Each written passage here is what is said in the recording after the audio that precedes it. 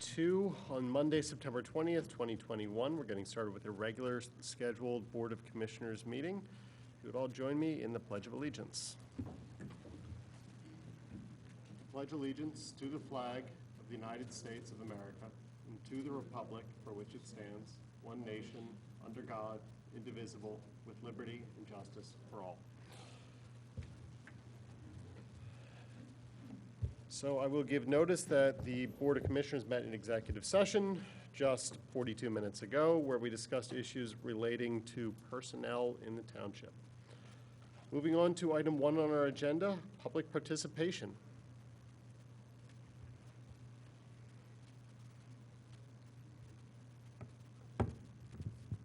Good evening. My name is Leslie Morgan. I haven't been here in a while.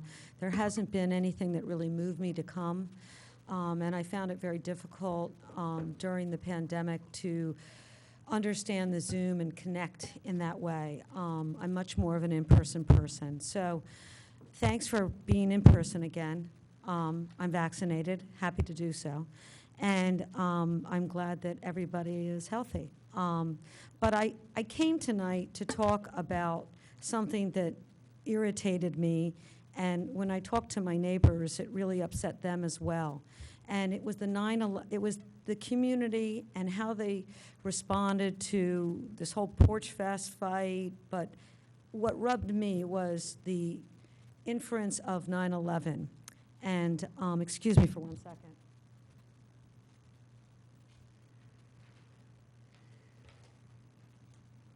If we could put this on put this picture, if somebody's there, up on the screen while I speak. Thank you so much.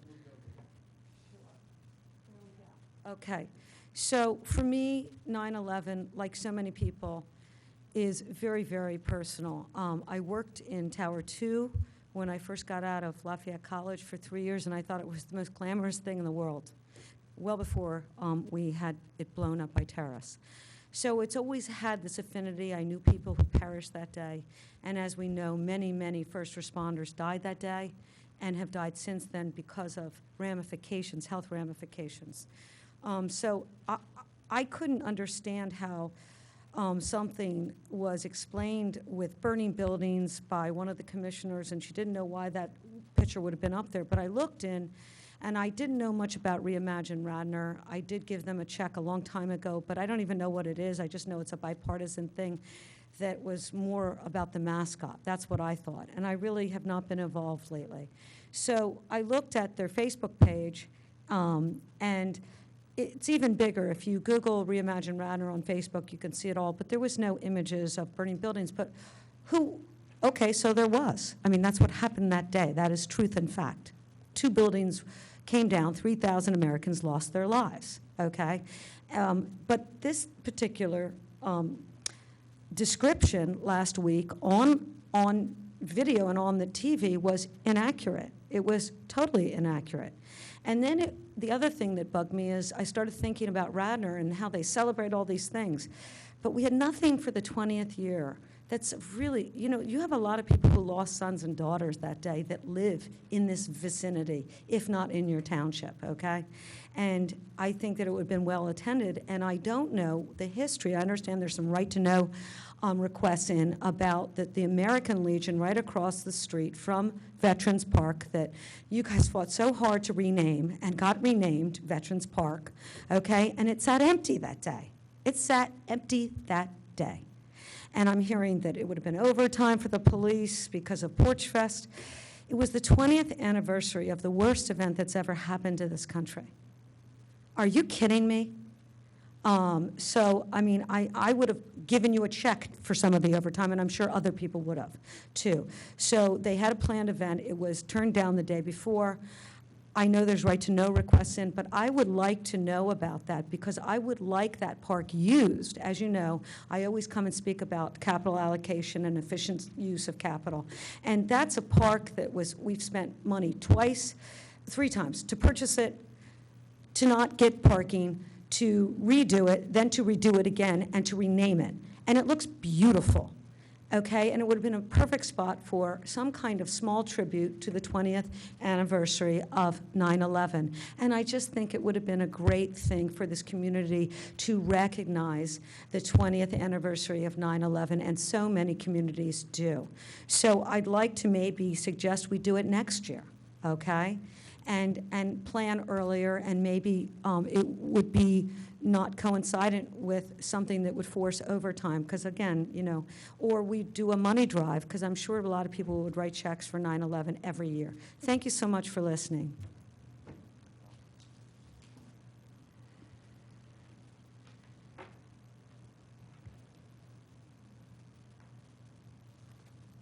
Hi, Baron Gemmer, South Wayne Avenue.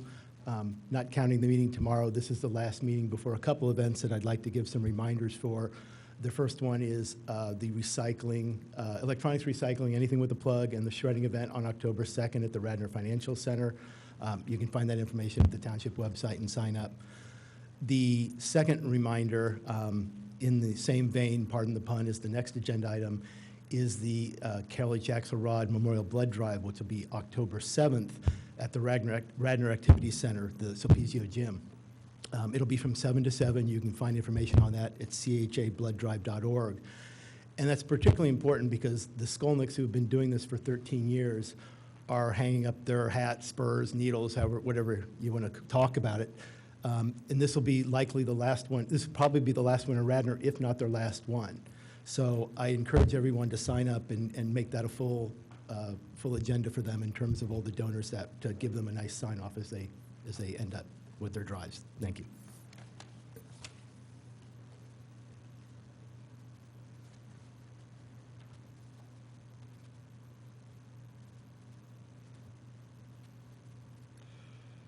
Seeing nothing additional, I will move on to item 2, which is the American Red Cross Battle of the Badge Award presentation to the Radnor Fire Department.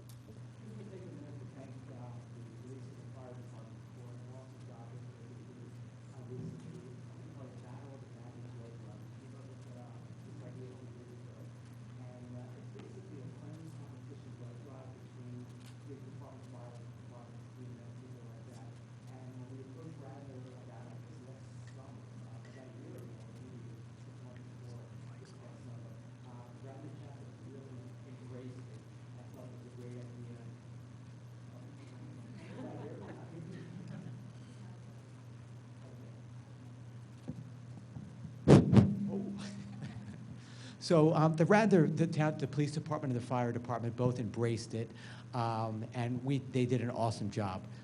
So I'm going to actually turn this over to Maria to give the results, and you do the microphone. Thank you. Good evening. I'd like to touch on just a few things and only take up a few minutes. I want to talk about partnering with the American Red Cross, the importance of the blood drive mission, and honoring our first responders.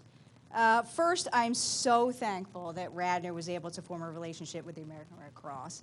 We were able to provide regular community blood drives to our area and allow our residents to be a part of an important mission, especially during a time when communities across the globe have been in the midst of a pandemic. Having an opportunity to actually make a difference and donate blood is such an incredible gift for those in need. And in addition to, it's so rewarding to those that donate. Secondly, I'd like to not only thank our Radnor Police Department, our Radnor Fire Company, for joining in the Battle of the Badges event to encourage blood donations, but also for all they do for all of us in Radnor every single day. So thank you. We honor you today and all the days you keep our community safe. Thank you, Chief Flanagan. Thank you, Chief McGuire. Thank you. Finally, although the goal of the Battle of the Badges event was to bring in blood donations, it is a friendly competition, and with every competition there is a winner. So our winner with a voting score of 28 to 27, the winner brought in 63 donations and saved 189 lives. That winner is Radnor Fire Company. Congratulations.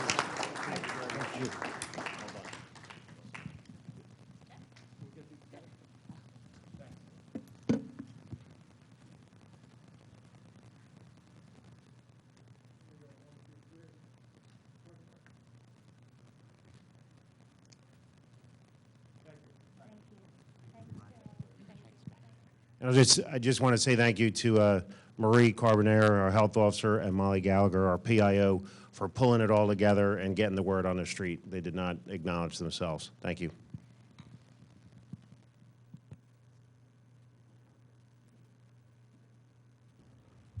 Thank you all. Moving on to consent agenda. Are there any items that we're pulling? Item G. Items C, F, and I.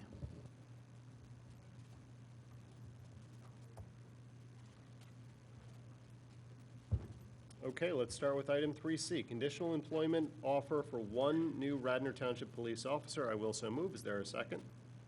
Second. Chief? I'll lead into this, and Chris, fill in any blanks. Radnor Township civil service requirements are that when there is a vacant police officer position that we're looking to fill, that a conditional offer of employment be approved by the Board of Commissioners before we're able to complete the final stages of the hiring process. That is why this is in front of the board tonight. Due to a retirement, there is one vacancy in the police department. This hire would bring the department up to their full complement of 45 officers. Commissioner comment? Question, Bill and Chris, in the past we had run with 41, 42, 43, 44 officers. I recognize that there's more, the more people you have that you feel that that's better, but in light of our recent ability to operate with less, and in light of the significant financial imposition that has been encountered resulting from lockdowns and shortages of tax revenue, should we not consider running with 44 this year? They just lost the blood drive. I mean, they need the help, it seems like. Well, I will say that we've also operated with 45 officers over the years as well. There's certainly been periods of time in between retirements and other separations where we did not have full complement, but you know, for the reasons that were laid out years ago when the 45 officer complement was approved by the board, that number was determined both by the board and the police department to be the ideal set based on our platoon makeup and the leadership of the department. So whenever possible, operating at the full complement provides the best service to the community. And for that reason, we feel having a full complement makes the most sense. On a financial sense, because that is always something that is near and dear to my heart, Radnor was fortunate enough to be included in the federal stimulus bill earlier that was approved earlier this year. We received half of that earlier this year. The other half is coming next year, which helped make up for much of the revenue loss that we experienced because of the pandemic. So while not a perfect situation, from a financial sense, having that federal money does help considerably. And at the end of the day, I think the police department wants to provide the best service they can with the complement of officers approved, and that's what we're shooting for here. Bill, can you comment on Leslie Morgan's question about the 9/11 remembrance ceremony? As I recall, I read something that you had written to the board that we were not going to have one, and so can you comment on that and whether there was additional costs for police or what were the circumstances surrounding the 9/11 ceremonies and there was no official township one? Well, I can speak specific to the discussions we had earlier this year where we started to form, we were planning on putting a ceremony together on 9/11 that morning. In our planning meetings with both the fire company and the Radnor Township Police Department, we learned quickly that most of our officers and volunteer firefighters were committed to other ceremonies that day. And by adding another ceremony here in Radnor, or another ceremony for them to attend, was actually going to be taxing to them, jumping around from place to place. From a operations standpoint, we didn't feel that having the ceremony and further, stretching those men and women thin on that day seemed like the best way to honor their service. So we didn't pursue a township event at that site that day to allow those officers and police officers and firefighters to go be with their families and be with their companies wherever it is that they wanted to celebrate that day. And that was the determination we had made at the time. And we made that sometime in the early summer. It had nothing to do, at least from my perspective, nothing to do with any other ceremonies that day. Luckily, there were a number in the area. And as far as I understand, our officers and volunteer firefighters were able to go and celebrate how they wanted to. Did our group at the Veterans Memorial Park, what do you call that? The League, what? American Legion. The American Legion approach us to have a ceremony? And also, if we add this other officer, will that help? Because again, it wasn't a matter of celebrating the service of our current. It was a matter of remembrance of a tragic event in American history, and honoring those who perished that day. So, is this going to be something that will help us to be able to have this kind of ceremony in the future? Well, hiring one officer, I don't think is going to move the needle on that in particular. Did the American Legion approach us to do a ceremony at all, or did we not? Did we not allow them? I think a week before 9/11, they may have reached out. They were not part of our planning discussions back in the spring when we ultimately decided to not have a ceremony here with our officers here at Radnor.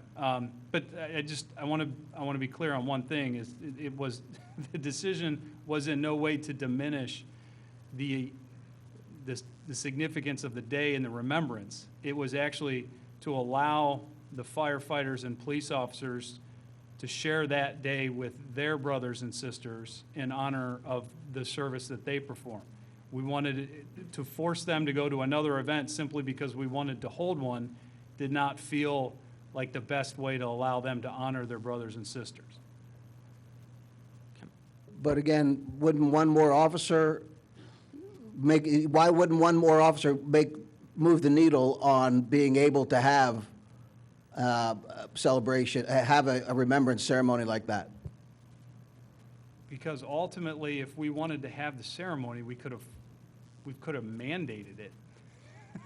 But that just didn't feel right given the circumstances.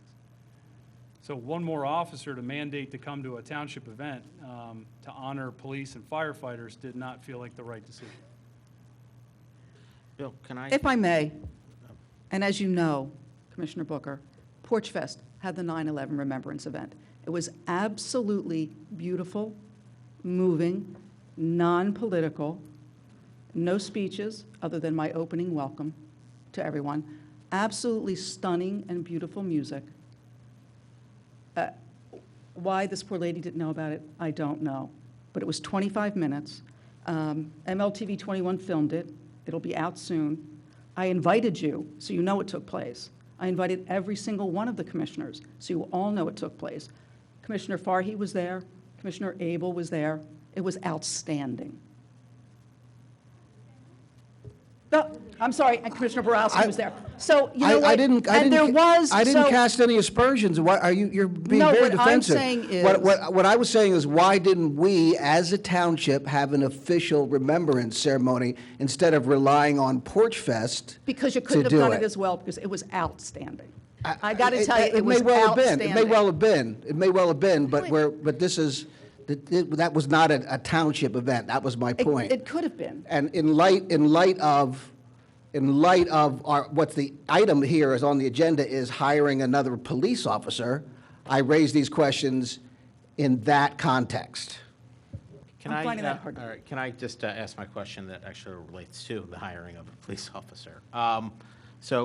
Superintendent, so we're up from like 41 now to where we should be at 45. I know that last year in last year's budget, we looked at hiring someone full-time for emergency management, and you also wanted to hire a couple more policemen for the high-density district. Am I correct? To you, Superintendent. So I don't know where those numbers were, if we were 42 and now we're at 45, but with those plus maybe 3 new police officers and maybe 1 more, could we maybe move someone to an emergency management position without taking a policeman off the street, so to speak? Or could we add cars to that high density unit? It may not be exactly what you want, but with this hiring, are we going to be able to shift around, tenured police to some of those positions that you were looking to fill, or really to start up when we talked about last year's budget? Maybe that's Bill or Chris. I don't know. Yeah, I'll let Chris get into the details of how the officers are deployed amongst their platoons in the various areas. I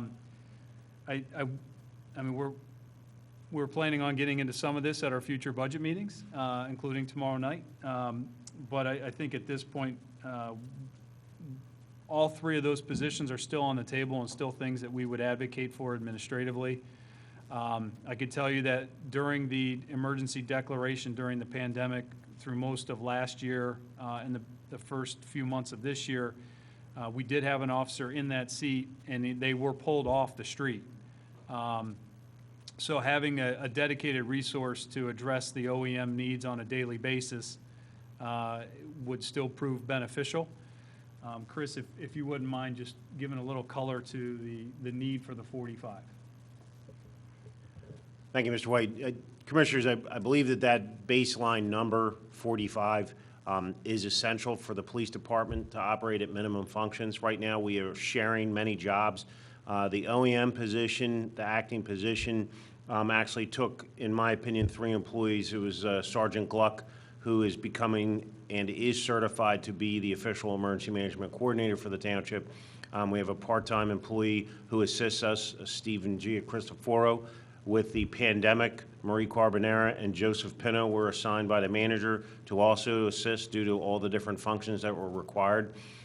But I'd like to dial in on Sergeant Gluck's position that we had to remove him from a platoon and leave an acting officer in that position for its entirety. And as superintendent of police, a sergeant is held to a very high level standard, and as all the officers are. But the management concept, it's important to reinstate that. We are working diligently to get Sergeant Gluck back to his platoon as he finishes up. A couple of storms have taken away from that as well. I hope I answered the question. So how does that, what's the benefit to the public? How does that filter down, and what's the benefit of the public in that plan that's not currently in place? Just real quick, Mr. President, if I could, we're kind of shifted into more of a long-term and planning discussion regarding additional personnel, which we're happy to discuss in full detail tonight. I don't want to dismiss that. I just, in anticipation of our budget meeting tomorrow and potentially a few others added to the calendar, we can get into a lot more detail without a full agenda behind it. So I'm happy to answer the question, as is the superintendent. I just want to be sure, like, we don't get into those elements now. or do that during the budget discussions. All right, let's move to table this additional approval until tomorrow night for our budget meeting. I would second that. I'm going to wind up voting for this, but I would like to see how this plays into the budget. It's a big position. All in favor say aye. Aye. All opposed, nay. Nay. Motion fails for lack of majority. Is there any additional commissioner comment? Yeah, just one more. Bill, so you said that the Legion did approach us for a 9/11 ceremony, and we said no a week before? I missed that. Or did we say yes, or what was the story of that? No, about a week before, the Legion reached out to see if they could use the park. They worked through the police department. I think, and Chris, I'm going to need some detail on this, but my understanding is the police department worked with the Legion to have the ceremony on their site right across the street. And that, as I understand it, that's ultimately what happened. Is that Correct. factually correct? The police department, about roughly a week, give or take, but, within 7-day window, we're asked to participate ourselves, and the Radnor Fire Company did participate at the Legion. I actually spoke at the event myself. Lieutenant Pino, Officer McHale were in attendance from the police department. So I think I'm answering the question. I'd like to just sort of bring us back to the issue at hand, which is allowing us to move forward in the process of hiring a police officer. We're not voting tonight on the officer, but simply to get the process started. Is that correct? The conditional offer allows the police department, we actually have 2 appointments scheduled, a medical exam tomorrow and a psychological. I may have it reversed. If we were given permission tonight, that new candidate would go forward in those 2 last step processes and then have the great opportunity to serve with this police department. We were hoping, obviously, to get approval to keep this process going. As you are aware, we have a very lengthy field training officer program, and we want to get the ball started, if possible or permitted. Any additional commissioner comment? Hearing none, I'll call the vote. All in favor say aye. Aye. All opposed, nay. Motion passes unanimously. Moving on to item 3F. Resolution 2021-110, motion to accept the monetary donation of $11,000 to be used for the acquisition of a replacement canine for the Radnor Township Police Department. I will so move. Is there a second? Commissioner comment? I didn't know that we needed another K-9. Is this for 3, or is this to replace one? And also, who's the donor? Yes, Commissioner, this would take us to 4 canines. We currently have 3 in service. As you're aware, they have a lifespan like adults where there's constantly a rotation. We have 2 on the younger side, and then we have 1 senior dog, which probably has about another year of service. So we would like to add a canine. As you know, Canine Bear retired, so we would like to maintain 4 dogs. We came across this uniquely with a resident, sir, who wishes to remain anonymous. I forwarded this information to the solicitor and the township manager to ask for discussion on that. It appears to me to be a great opportunity for the community and the police department to work together with the dog being purchased by this individual who requests to remain anonymous. And I did speak regards to this in executive session. Well, why would somebody want to remain anonymous instead of being honored for this, if that's the case? And also, it's not a matter, we need to know who's making donations, so everyone, the public and the board, at least the board, if you want to tell me and the board who it is and then say, won't be disclosed, but really need to know We who's talked donating about 11. this in executive session. I You weren't there. really need to know who, well, that wasn't on the agenda, so. But can you tell me now then? The donor is asked to remain anonymous, so the name will not be said publicly. I didn't say to say it publicly, I said to give it to me so that I know who it is. Like right now, come and whisper it to you? We're voting on it right now, yeah. I don't know, Chief, if you want to come and whisper to Commissioner Booker, that's up to you, but I think this is pretty weird. Is there any additional commissioner comment aside from note passing requests? Well, I guess, maybe perhaps to what Commissioner Booker is seeking is not necessarily the name, but can we be assured that the person has been vetted? Has there been discussions with the solicitor? Have we looked into their background? Have we made sure that there's no conflict of interest? Commissioner, we did exercise that. This information was sent to the solicitor to evaluate, and we conducted as best of our abilities to make sure that there was no conflicts with the township. None were presented, and the person just wanted to remain private with their donation, but yet still help the township.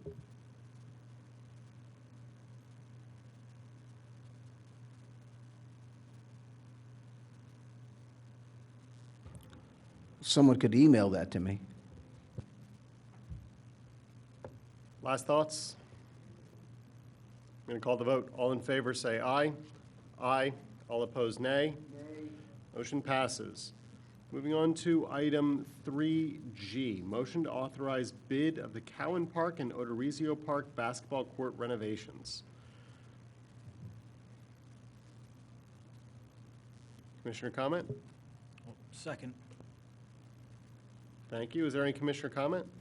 Yep. Steve, can you just give the timeline for how this would proceed if it's approved tonight, particularly with Odorizio Park? Commissioner, I'll let Mrs. Cohen, this is really her project. Sorry, so- sorry, Tammy. Oh, that's okay. No, I got it. Thank you. So upon approval tonight to bid, the final bid specifications will be worked out in the coming weeks with anticipation it would go to bid probably by the end of the second week of October, with us hopefully coming back to the board.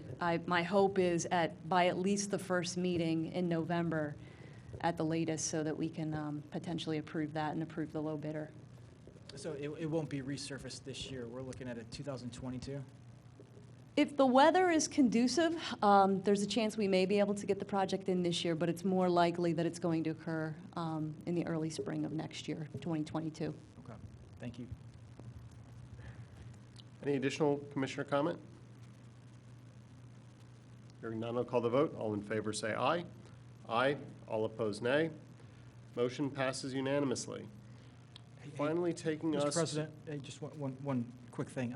So when we pull these items off the agenda and we discuss, do we allow the audience to have a chance to No. comment? No. Or at least we have not previously. The rule has always been that since it's consent agenda, items can be brought up by the public at public comment at the start of the beginning. Fair enough. Start of the meeting. Fair enough, thanks. Lastly, we have item 3I, resolution number 2021-94, adopting the 2022 minimum municipal obligation, or MMO, for township pension plans as required by state law. Is there a specific question?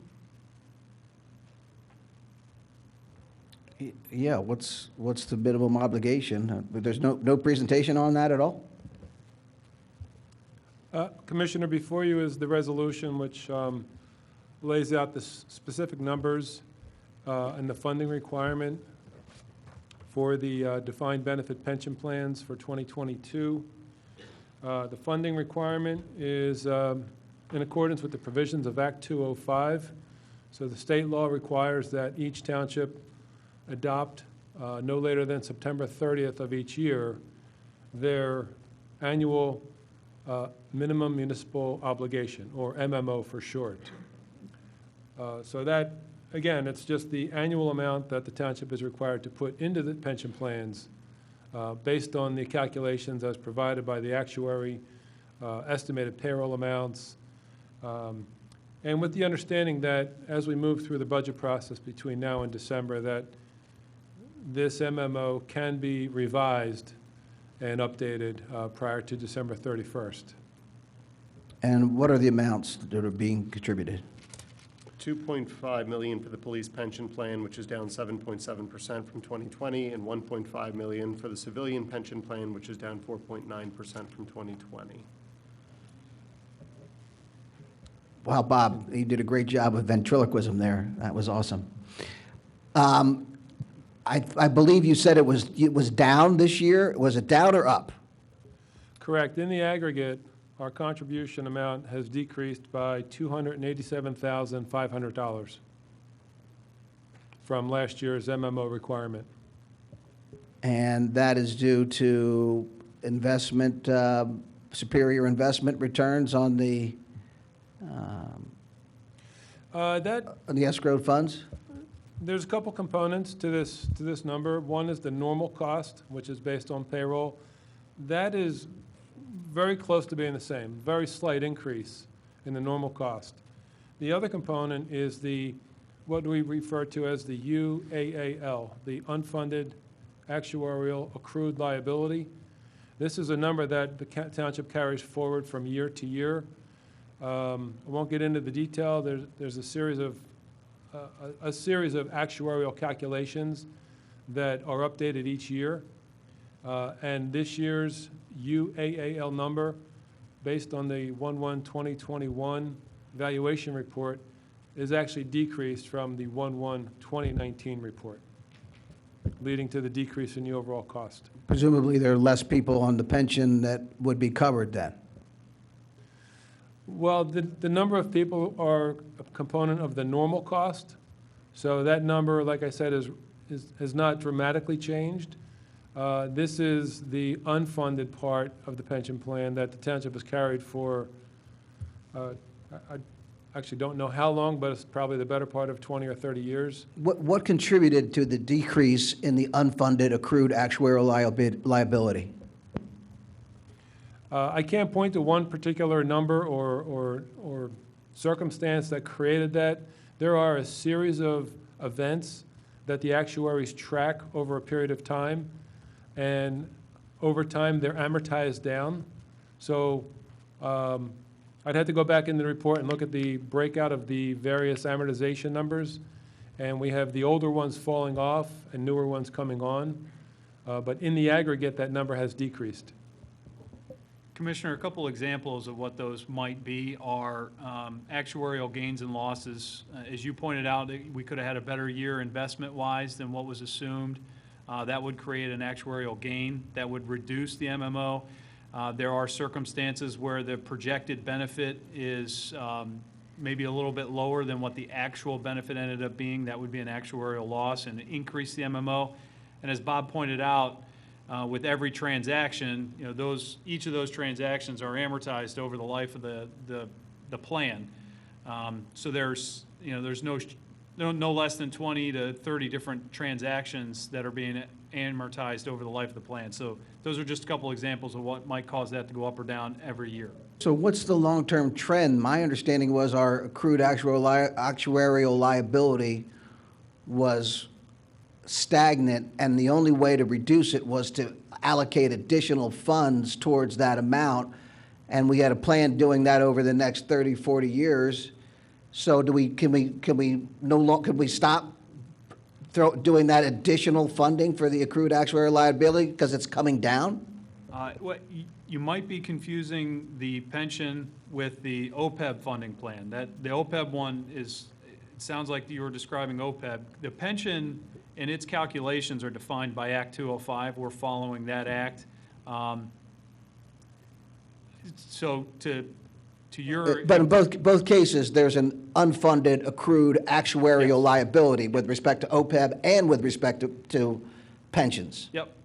So I know, you're right, I know that we were doing it for OPEB. I thought we were also reducing that unfunded actuarial liability with respect to pensions as well. Pensions are different in that the formula required by the state law gets us to fully funded status theoretically over time by paying down the unfunded liability. That's the part of the MMO that will get us to fully funded status theoretically over time. That doesn't exist for OPEB. We had to come up with that on our own, and that's what CARFAC had gone through back in 2013, and today's CARFAC is reevaluating now. So the MMO does not merely bring our funding up to a minimum level, it actually is calculated to eliminate the unfunded accrued actuarial liability over a period of how many years then? Yeah, the years are 15 to 20. That's the amortization period. And because we've had, over the course of time, more actuarial losses, we have an unfunded liability to pay down. For plans that don't experience those actuarial losses, then you just pay the normal cost and that's it. But Radnor's been in this position for several decades. Thank you. Again, I guess in the future, I mean, I think it would be helpful. I know we go through it every year, but let's, instead of putting on the consent agenda, let's talk about the MMO and what we're doing so that people can understand. I think it's worthwhile. Is there any additional commissioner comment? Hearing none, I'll call the vote. All in favor say aye. Aye. All opposed, nay. A. Okay, motion passes. I move for the balance of the consent agenda, less items 3C, F, G, and I. Is there a second? All in favor say aye. Aye. Motion passes unanimously. Moving on to item 4A, Resolution 2021-113, sponsoring Willows Park Preserves Delaware County Greenways Grant Application for improvements to the area surrounding the mansion. I will so move. Is there a second? Second. Who can tell us about this?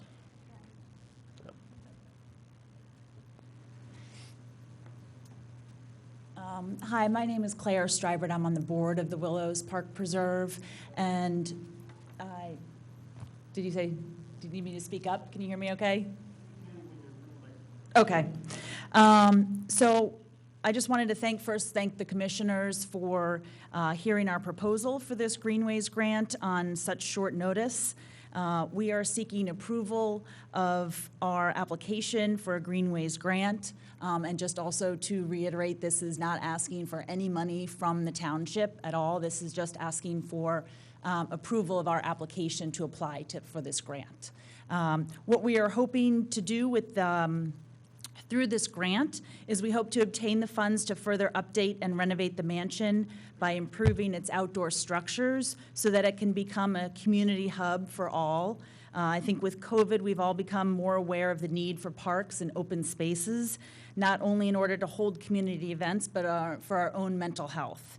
So our proposal seeks to enhance the Willows Park and Mansion by creating and renovating the outdoor terraces and structures to become ADA accessible via connecting walkways, as well as to become more environmentally friendly through an updated stormwater management system.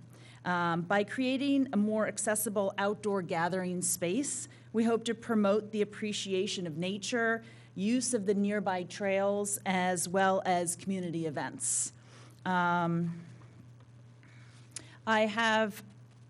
I can hand out what our proposal is, our site plan, or I can project it up if you'd like me to. Okay. It's a little bit small, so I don't know how it will project, but. Move it, yep, a little bit more. Up. Up.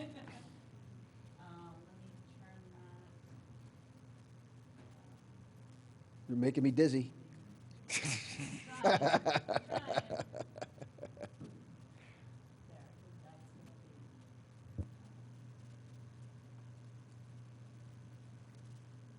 So just to point out, basically,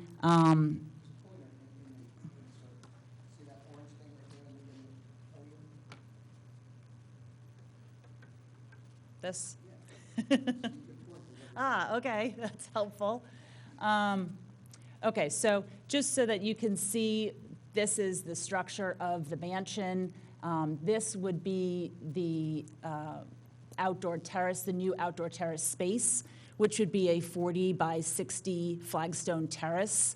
And then along here, connecting to the driveway and to the existing terrace, there'd be connecting sidewalks to make this outdoor terrace ADA accessible.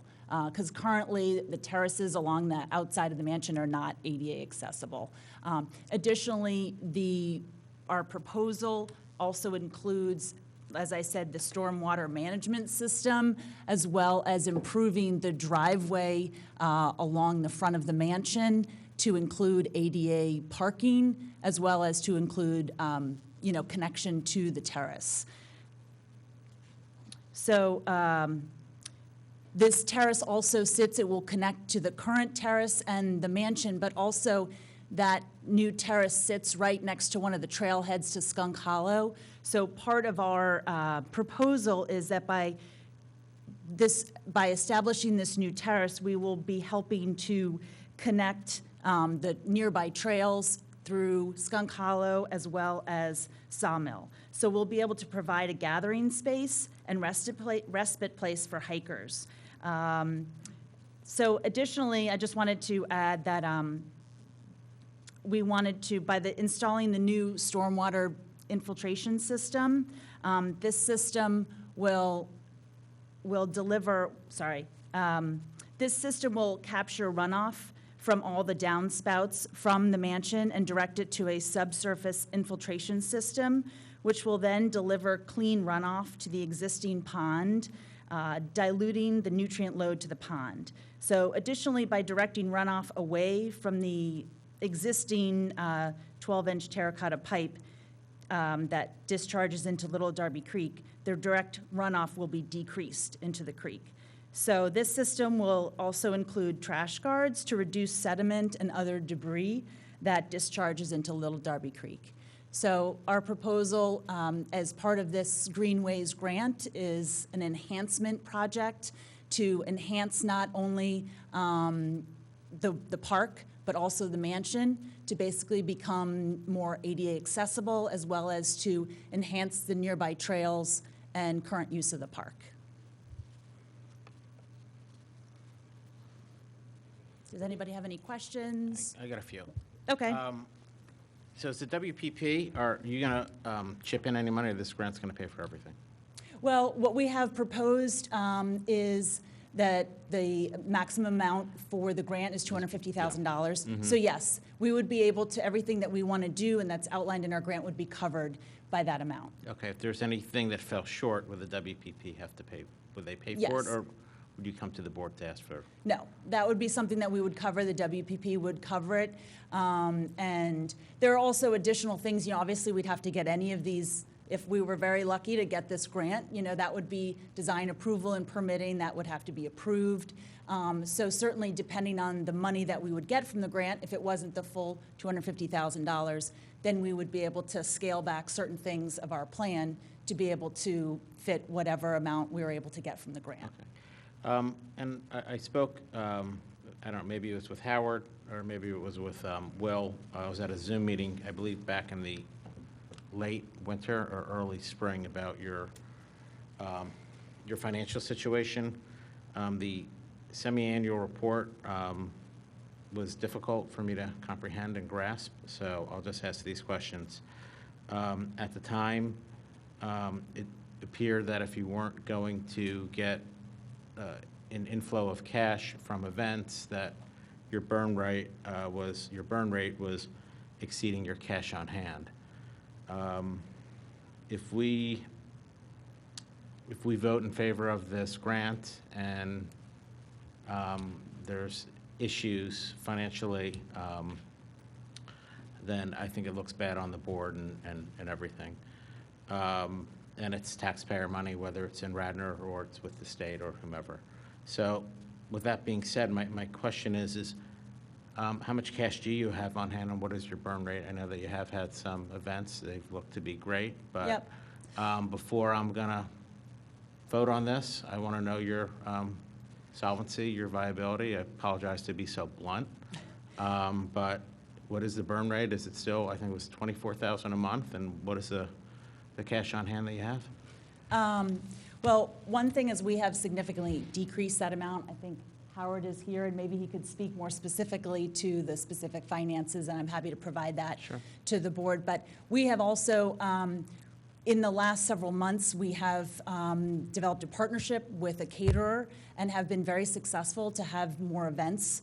We've had additional rental income that's come in on a regular basis, not just from the caterer, but from multiple other groups that have provided additional income that. Sure. Yeah. I'm wondering what those numbers are now, and I think it's great that you have these partnerships, but, you know, what is it, a bird in the hand or two in the bush, or I don't want to count the chickens before they hatch, or whatever.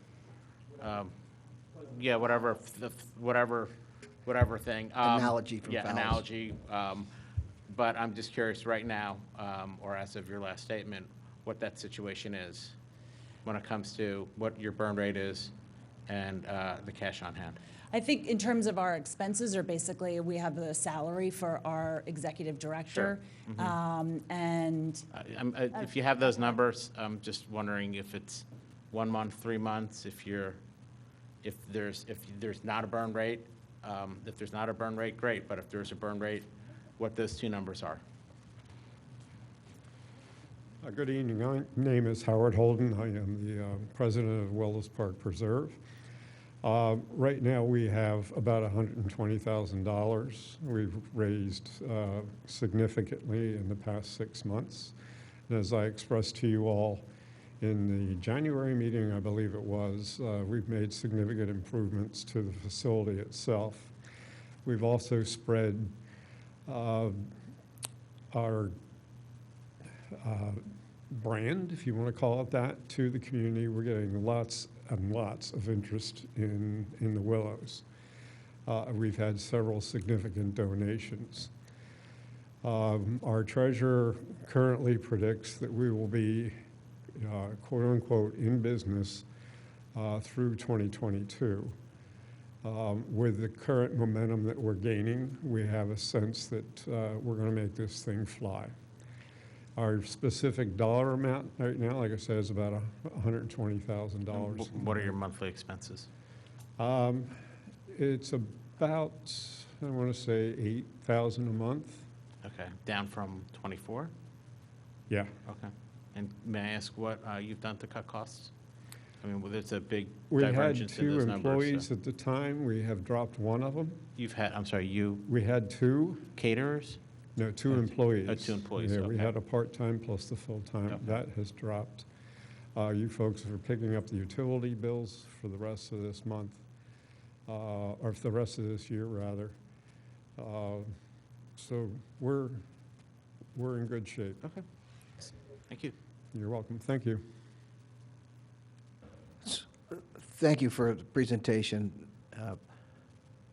Why do you need to come to the Board of Commissioners? Just because of the matter of the lease to get our approval to apply for the grant?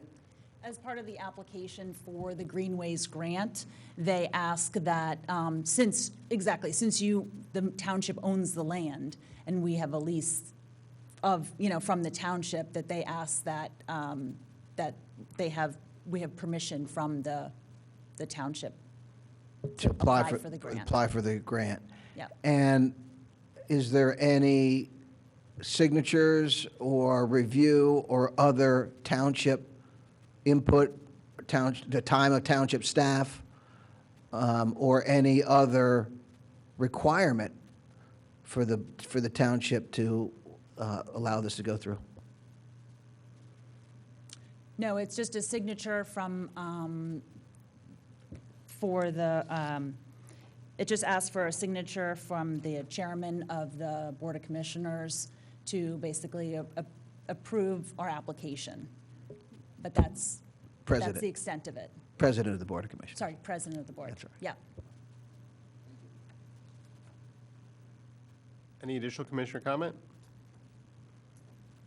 Hearing none, I'll call the vote. We're no longer on consent agenda. Is there any staff comment?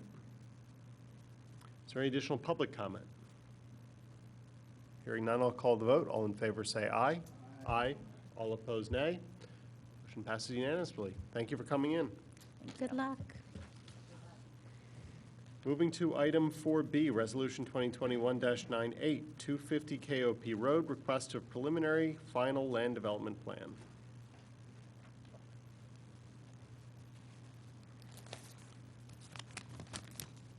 Good evening, Bob Tucker of Kaplan Stewart, representing the applicant, being the owner of the property at 250 King of Prussia Road. I'm going to pause you for 1 second because I'm going to forget otherwise. I'm going to so move for the resolution. Is there a second? Thank you. Now you're up. Sorry about that. No problem. The land development application is for the construction of a parking garage on the property at 250 King of Prussia Road. Just want to give a brief summary of where we've been. Earlier this year, we received variances from the zoning hearing board required necessary for this project. We've attended several meetings with the Shade Tree Commission, the Design Review Board, and the Planning Commission, each of which has recommended plan approval for this plan. During this process, Mr. Trainer has met with neighbors on the opposite side of Radnor Chester Road. And based on the feedback from the Planning Commission, Design Review Board, Shade Tree Commission, neighbors, the plan before you tonight is the product of all those discussions, meetings, and the feedback. Pardon me, I don't see, where's the plan before us? Is there a plan? Sure. We have flash drive and hard copy. While Alex does that, we attended the Board of Commissioners meeting on August 16th. It was the caucus meeting where we presented the plan and answered questions from the board. This evening, we have a follow-up to a few specific items that were raised during that meeting. And this evening, we're seeking we're asking that the board approve the resolution before you. And with that, I will turn it over to Joe Trainer. Thanks. Thanks, Bob. Good to see you, Commissioners. As Bob mentioned, we're here seeking land development approval for a new parking garage over an existing surface parking lot at 250 King of Prussia Road.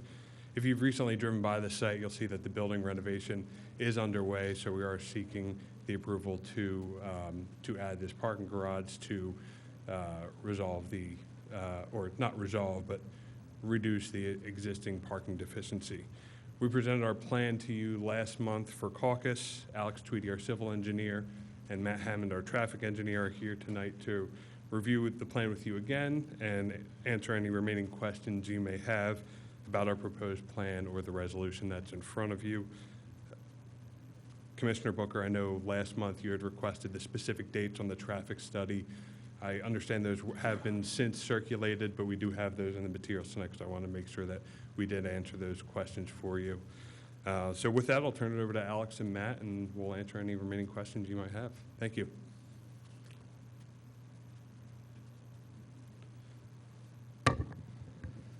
Thank you, Alex Tweedy with Land Corps Engineering Consultants. I'm the civil engineer for the project. As stated, we were here last meeting for caucus as well. I just wanted to reiterate, and as stated in the resolution, there are 5 waivers from the Subdivision Land Development Code and Stormwater Ordinance that are required. I will summarize those shortly.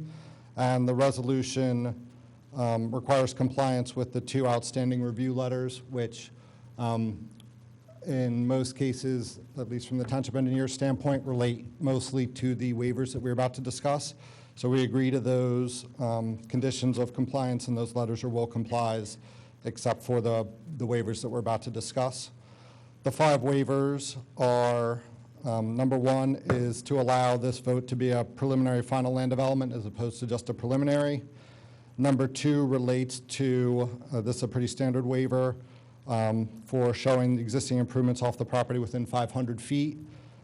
Then number 3 and 4 are both related to landscaping, and as discussed at the caucus, I wanted to remind the board that this relates only to within the footprint of the parking structure. We are fully compliant for any proposed surface parking as it relates to landscaping, but obviously with this being a structured parking garage, landscaping is difficult within the footprint of that garage, so those waivers for no more than 10 parking spaces in a row and the parking lot landscaping requirements within the structure, we are requesting a waiver. And then the majority of the discussion that I'll go through relates to the stormwater ordinance, and I know the board has reviewed many applications with similar groundwater recharge issues. This site has similar soil issues to some of the other properties you reviewed where there is not sufficient soils to permit infiltration on this property. So we're required to seek a waiver from Stormwater Ordinance 245-22 for the groundwater recharge requirement.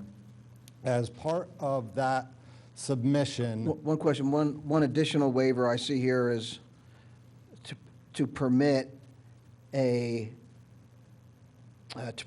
the parking structure more than 10 continuous parking spaces in a row without being interrupted by a curbed landscape island. Are you including that with the landscape? Is that That part was of the... number 3. I noted 3 and 4 were both related to the landscape within the garage. So Okay, that but was, they're separate. One's landscape and one is a landscape island, curbed landscape island. So you're not saying that they're all part of the same waiver. There's 2 separate waivers, correct? as I noted, there's 5 total. 3 and 4 are related to landscaping. 1 is the 10 parking spaces in a row without the island, and 4 is the required landscape material itself. So yes, there are separate waivers, but they are similar in that they are for how the garage would be landscaped, or a waiver from landscaping the garage. As it relates to the stormwater waiver, this rendering that I have up on the screen now, we did a blow-up of what I'll call the limit of work on the property. I just wanted to give a quick summary and reminder of what we're proposing to support the waiver request. So in this lower corner is the parking structure itself. Sorry. It's a little difficult to see, but you can see some pipe systems here in the center of this parking garage. This is our underground stormwater basin.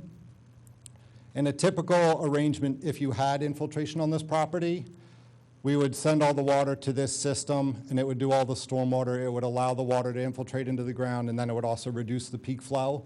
Because of the existing soils on the property and the basis for the waiver, this is not able to be infiltrated. So what we have proposed in working with the Township Engineer's Office and working through the zoning hearing and shade tree, et cetera, that was summarized already, we added in a rain garden in this area. What this rain garden does is, since that water cannot be infiltrated into the ground within the stormwater basin, we've added this. This rain garden is a depression within the parking lot. It is for lack of a better term, a large landscaped island, but it is depressed. It allows that runoff that comes out of this basin to be stored in this area. It is sized in accordance with your stormwater management ordinance. So the water that your code would have required to be infiltrated into the ground, this is sized so that that amount of water is stored here. And then we replace the soil in the bottom of this basin with a planting soil, and then load it up with trees and shrubs. So what that does is it allows that water to be captured and then soak into that planting soil. And then it's filtered for water quality benefits and then also absorbed by the roots of the trees and the shrubs to replicate that groundwater recharge. Though the water doesn't go into the ground, it is at least then filtered and soaked up by planting soil, trees and shrubs, et cetera. And then any water above and beyond that code requirement would then go back into the stormwater system and continue on its way as it would today. As a result of those improvements,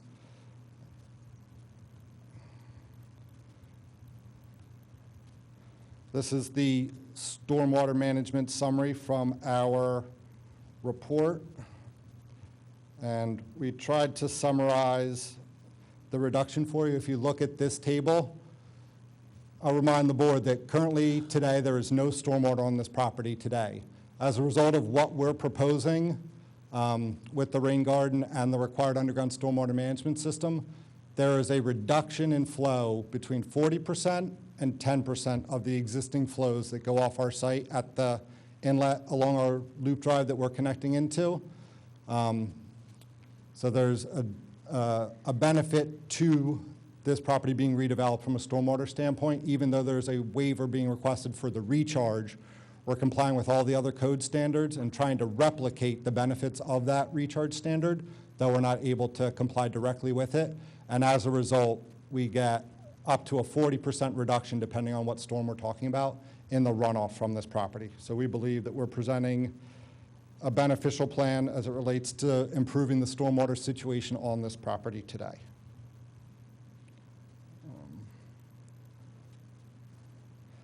And I believe we went through these slides previously. There's some photos of the improvements if you wanted any more background on the property. But other than that, those are the 5 waivers we were seeking, and we do agree to comply with any remaining comments from the township engineer and the township traffic engineer. Could you explain why you don't want to do, I know you said you don't want to do greenery inside of a parking structure, which makes perfect sense to me, but why wouldn't you want to do the curbs inside to break up the parking spaces for traffic flow and to give people spaces to stand so they don't get run over? And usually the basis for those curbed islands is to allow the planting of a tree to provide a facility for the landscape material to be installed. So it's only for 10 parking spaces in a row. So for this, what it would basically be is this run here, we would have to put an island in the center. But all we would do without being able to plant a tree there is we would just block off and stripe that spot. Well, you'd need a curb. It'd have to be curbed. Right, but inside of it, it would still just be paved, and we wouldn't be able to install a tree into the parking structure. So my understanding of that standard is to allow room for the tree, and since the tree can't be there, there's limited benefit to that curbed island. If it's being viewed as a pedestrian refuge island, et cetera, there's potentially some benefit for that, but it would be in the center of the row, and the stair towers are in this lower left corner and the upper right corner. So I don't know that we would see that type of benefit for this use, because anybody that parked to the right of that island would likely go to this staircase, and anyone that parked to the left might be going to this staircase, et cetera. So there is opportunity to block off those islands, but they would not create an opportunity to plant a tree. So unless there was other benefit, we felt it was somewhat hand in hand with the landscaping waiver as well. Steve Norsini, do you have any thoughts? No, the applicant, what they're stating is common, so that's the purpose we have that. And I will ask the applicant, so within the parking structure itself, you can tell us that there are the appropriate crosswalks for ADA required space and the ADA required spaces? Yeah, what we do with the parking garage, it's typical to place the ADA parking spaces on the lowest level directly adjacent to the elevator lobby, which is what we have done in this location. And actually there's some surface parking stalls that are actually even closer to the front door. If you see this blue paint here, these are surface parking stalls outside of the parking garage. We've actually put much of the ADA parking space here so that they have direct access to the crosswalk and the main entrance to the building, which we believe is an even shorter route.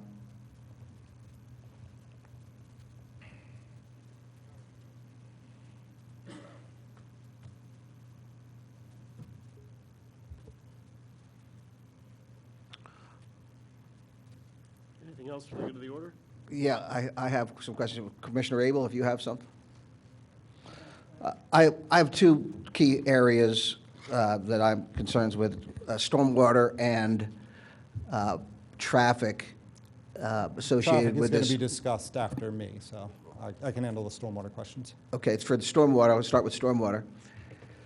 There, as you note, there's no infiltration on the site, and currently the site exceeds the building area coverage as well as does not comply with the minimum landscape requirement, so there's less infiltration even from what landscape areas, correct? That is correct.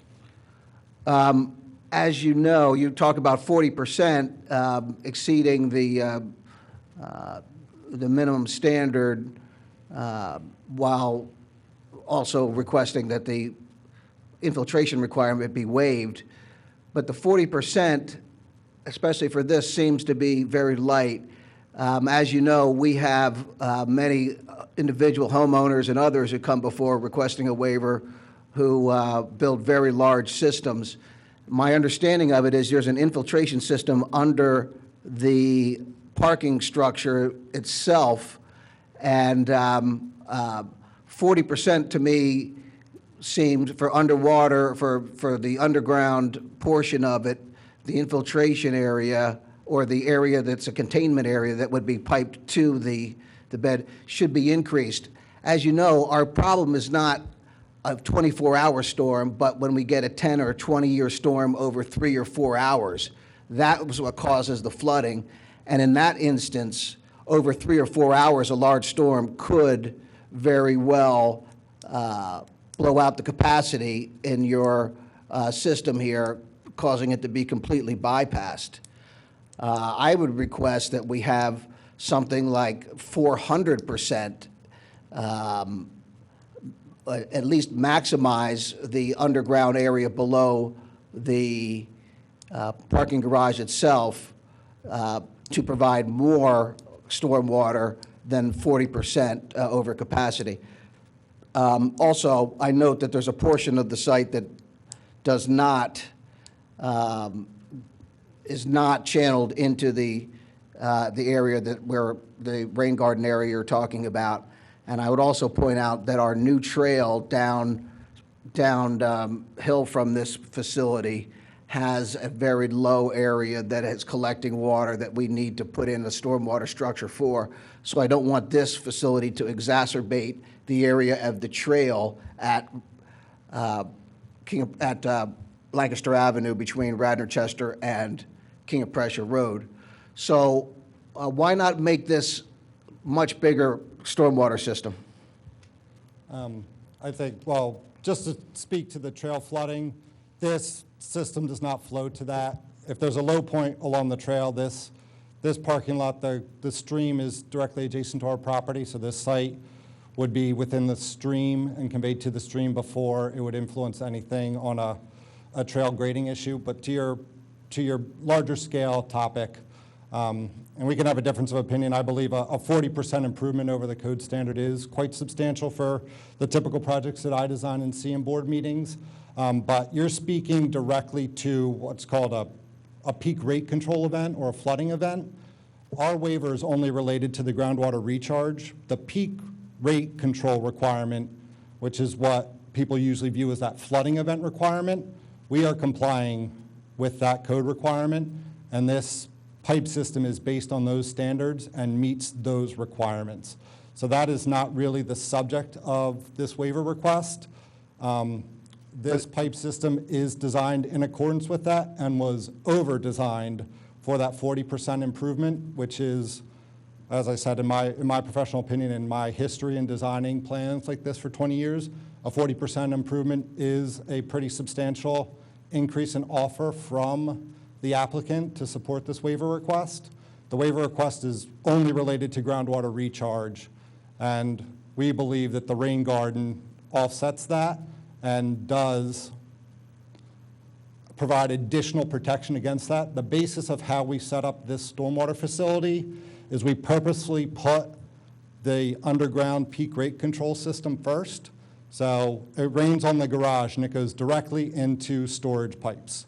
And then those storage pipes meter out the flow slowly, and then the rain garden is downstream of that, so that any type of flash flooding event or anything that you're speaking about would have more protection to the rain garden because it would be controlled by this large holding tank of pipes first and allow it to meter into that rain garden to allow the rain garden to function as designed. In the reverse, should this system be overwhelmed in a normal setup, if there was a storm event that exceeded your code standards and we only had this pipe system here, this would then go directly into the creek.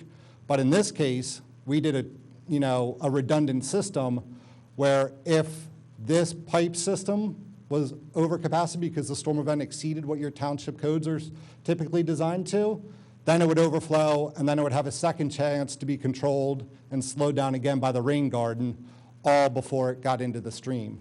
So we made a concerted effort to give a piggyback design or a redundant design to allow for those concerns that we've heard about through township meetings over the years. But if both are overwhelmed, it won't provide any. And remember, the rest of the site has, you said, has no stormwater management on it whatsoever, and it's a 1957 site that's already overdeveloped for its site with respect to our current Well, code. it wasn't overdeveloped in 57 when it was Right, built. but it is, with respect to our current code, it doesn't meet our current standard.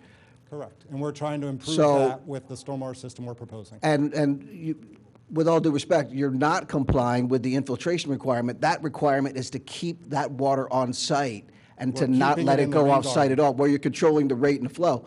So I would ask that you at least double the size of the underground piping, and to increase the capacity of the storm containment, detention, and volume and rate control to provide for these large storms, especially in light of the fact that the rest of the site is not, it does not have any controls.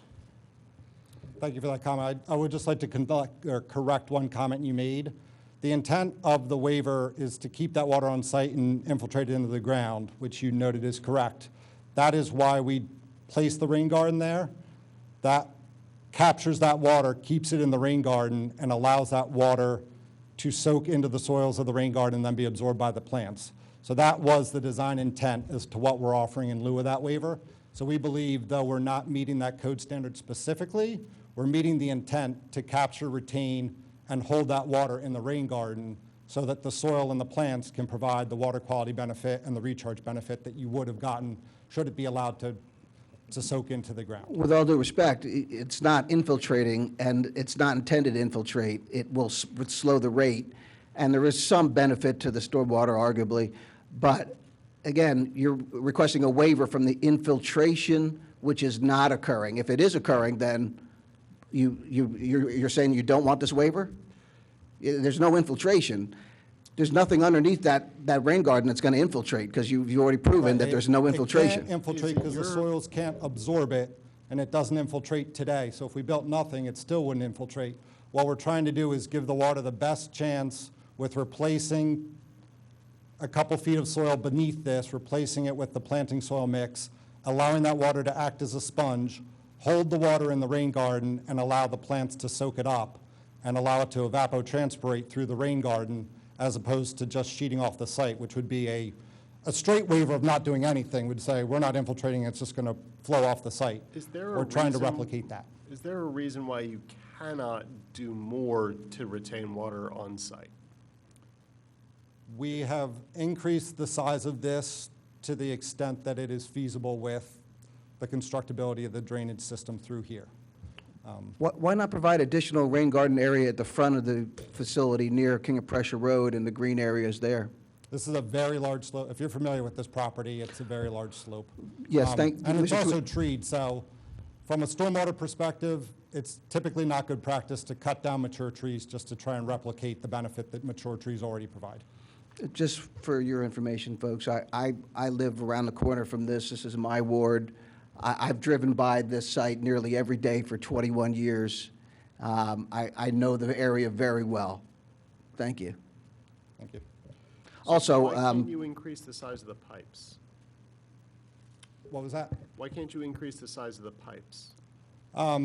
Well, pipe size is typically dictated by cover. We have an existing storm inlet that cuts across the loop road and drains into the creek. To increase the size of the pipes, they would get taller, and then they would poke up through the ground into the parking garage. They need to be a minimum depth below, and then if you push them lower, then they're below the stream and the water can't get out. Mr. Tweedy, if I may interject, how many rows of pipe do you have for the subsurface portion of the system, or how long a section?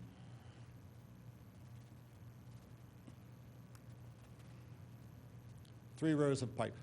So I'm going to surmise this is what the commissioners are asking. So if you have 3 rows of pipe, instead of making it larger, can you do an additional row? So they're requesting additional storage of some type. So would that be feasible? And I'm not speaking for the commissioners. I think that's what they're trying to ask you. I agree with that.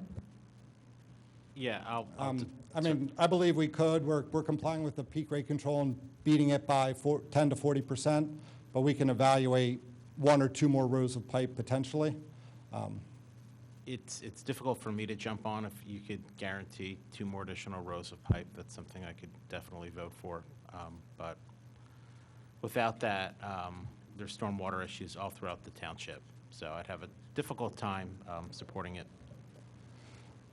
We could agree to 1 or 2 more rows of pipe if that's what the commissioners are seeking. Can you I agree to can't, I haven't 2? modeled it, so I Okay. can't speak to the benefit of what percentage that would get us to, but I could do 1 or 2 more rows. Can you do 2 more? If that's what the board requests for the waiver, then I would agree to like that. it. So I've heard an offer. I'm going to move to amend the proposed resolution to include a requirement that there be 2 additional rows of pipes. Is there a second? Second. All in favor, say aye. Aye. Aye. All opposed, nay. Hearing none, it is so amended. Okay. The next area is traffic. Yeah, I'll turn it over to Mr. Hammond.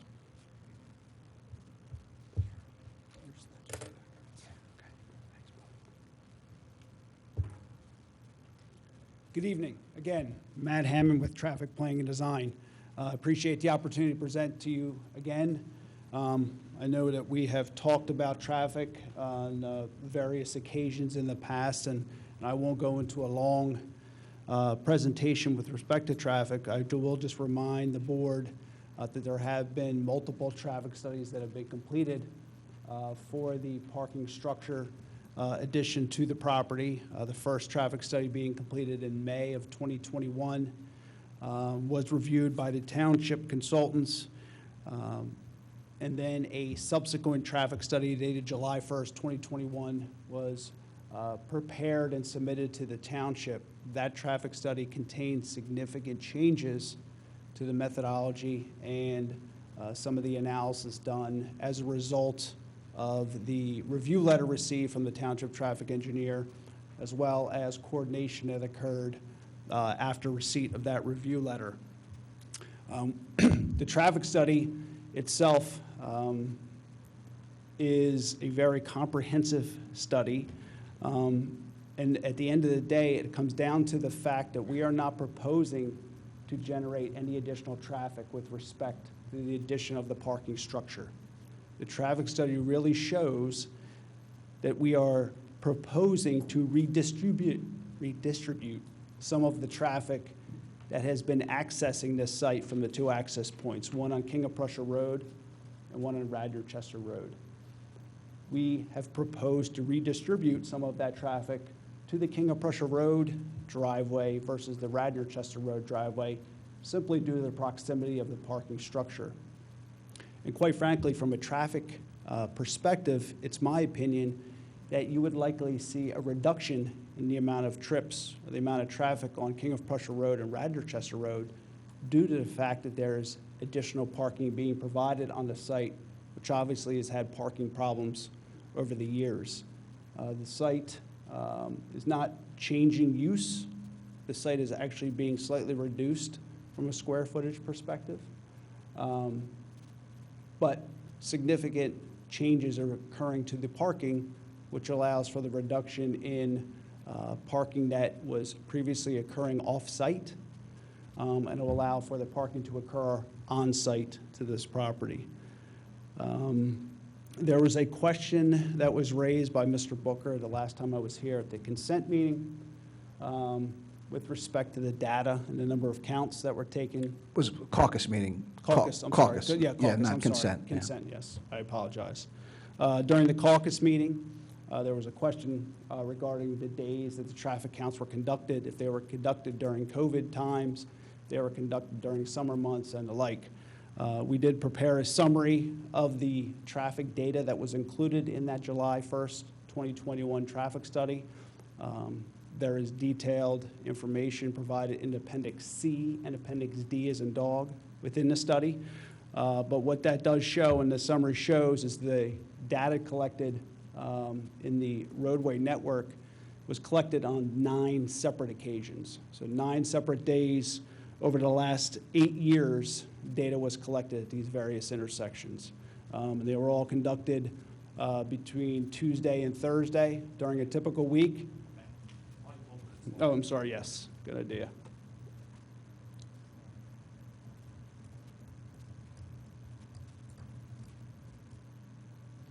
So, While you're pulling that up, has there been a lot of, I mean, my understanding is there's been a fair amount of construction in that area over 8 years, so that data is going to be skewed. Maybe we should look at really the year or two before COVID, during COVID, to see the drop-off, and then now, during the reopen, to see if this is the new normal. And we could look at those 3 data points, but an 8-year data point, I think, is your data is going to be off. It's not something I'm comfortable with looking at data from 2011 or 2012 or 2013. Sure, understandable. What I can tell you is I'm required to only look at 1 day of traffic data. That's all that I'm required to do. And as part of any traffic study, you take 1 sample day of data, and that's what you base your analysis on. Sure. However, because of the multiple studies and the multiple projects that have occurred over the years in this area, we were able to compile all of that data beginning in 2013, 2014, 2015, 2016, as it's shown on the screen here, as well as some counts that were conducted in 2021 during the pandemic, which were really used as checkpoints for the other data. Sure. So most of the data that we utilized and we found was data that was collected as part of the 145 KOP road study. Within that study, there was a significant amount of data that was collected. There was data that was collected at the existing 250 King of Prussia Road site, which was open and 100% occupied during that time period. And yes, there were drop-offs in traffic during the COVID periods, but I would suggest that the traffic study that was done for 145 King of Prussia Road not only included the existing traffic at the time, but also assumed a growth rate to project out to, I believe, 2025 conditions, as well as the traffic associated with 145 King of Prussia Road.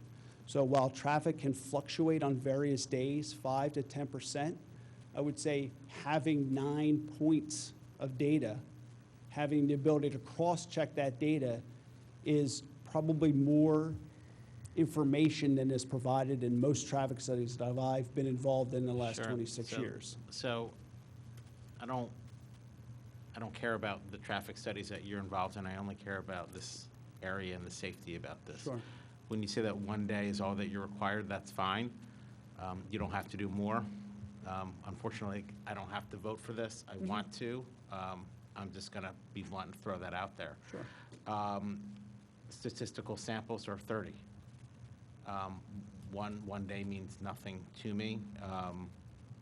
So again, I think that if you look at those 8 days, was there less cars early on? Are there more cars during 2018, 2019? Did it go down? It just seems to me, how many cars did it vary? What's a typical percent skew? That's kind of, Sure, and I'm not asking for p-values and, stuff like that, just. So one of the things that is done with any traffic study is that we look at the existing conditions, right? We look at the traffic volumes that exist in the roadway today. Once we have that information, we do what's called a base condition. We look at a future year within that traffic study. And what we try to do is model the amount of traffic associated with any use or any development that we know is real, that we know is coming and may affect that area. But on top of that, we also include what's called general growth in the area, just growth in traffic. And while I couldn't sit here and tell you right this moment if there was a decrease in existing volumes, what I can tell you is that we increased the volumes not only due to the developments in the area, but just arbitrary growth in traffic. Whereas in most instances, I've seen the growth in traffic much less than what we project. Kind of a belt and suspenders approach. We want to project as much traffic as we can. It's not an exact science. We want to project as much traffic as we can. From the standpoint of have the volumes dropped, they increase along King of Prussia Road, again, regardless if they've dropped or increased, we've increased the volumes to look at a 2025 condition. What's the traffic volumes going to look like in 2025? Furthermore, I just want to be clear, this traffic study, and again, I know that you don't care what I've done in other traffic studies. I don't know that I've ever had to do a traffic study for a parking structure addition to an existing building and an existing use. No driveways are changing. The use is staying the same. The split of the use is staying the same. The building's actually slightly decreasing in square footage. Traffic volumes were conducted when the building was fully occupied at 100%. At that time, there was an issue with parking, and there was actually parking that was being conducted off-premise, which increased the number of vehicular trips for someone entering the site that may not be able to find a spot, that may have to circulate around the site again and then go off-premise.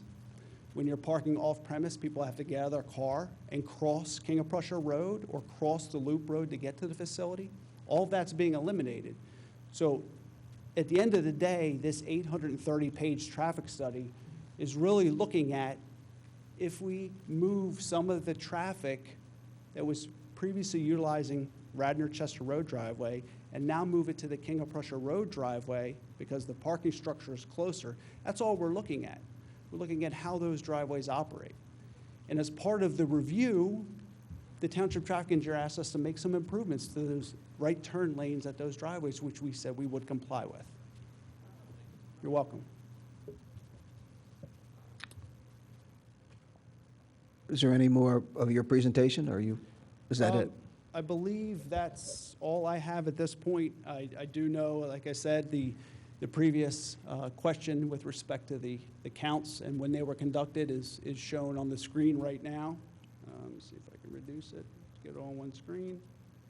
But those are the days of all the traffic counts that were utilized within the analysis that we completed. Thank you. I appreciate that. I'd point out that those dates are 6 to 8 years ago, and my view is probably not indicative of where we are today for a variety of reasons, mainly because of over the time. I think traffic study standards ask for within 3 years. Generally, you try to keep within 3 years, but these are old traffic studies. You're compiling it, understood. But if I may, just to correct you, yes, and that was the case where traffic studies, PennDOT typically required any data utilized in traffic studies to be 3 years old or less. Yes. However, they have revised those because of the pandemic to allow volumes to be utilized 6 to 7 to 8 years old in order to be provided. And as I mentioned, as part of those last two bullet points, counts were actually conducted in 2021 to do a cross-check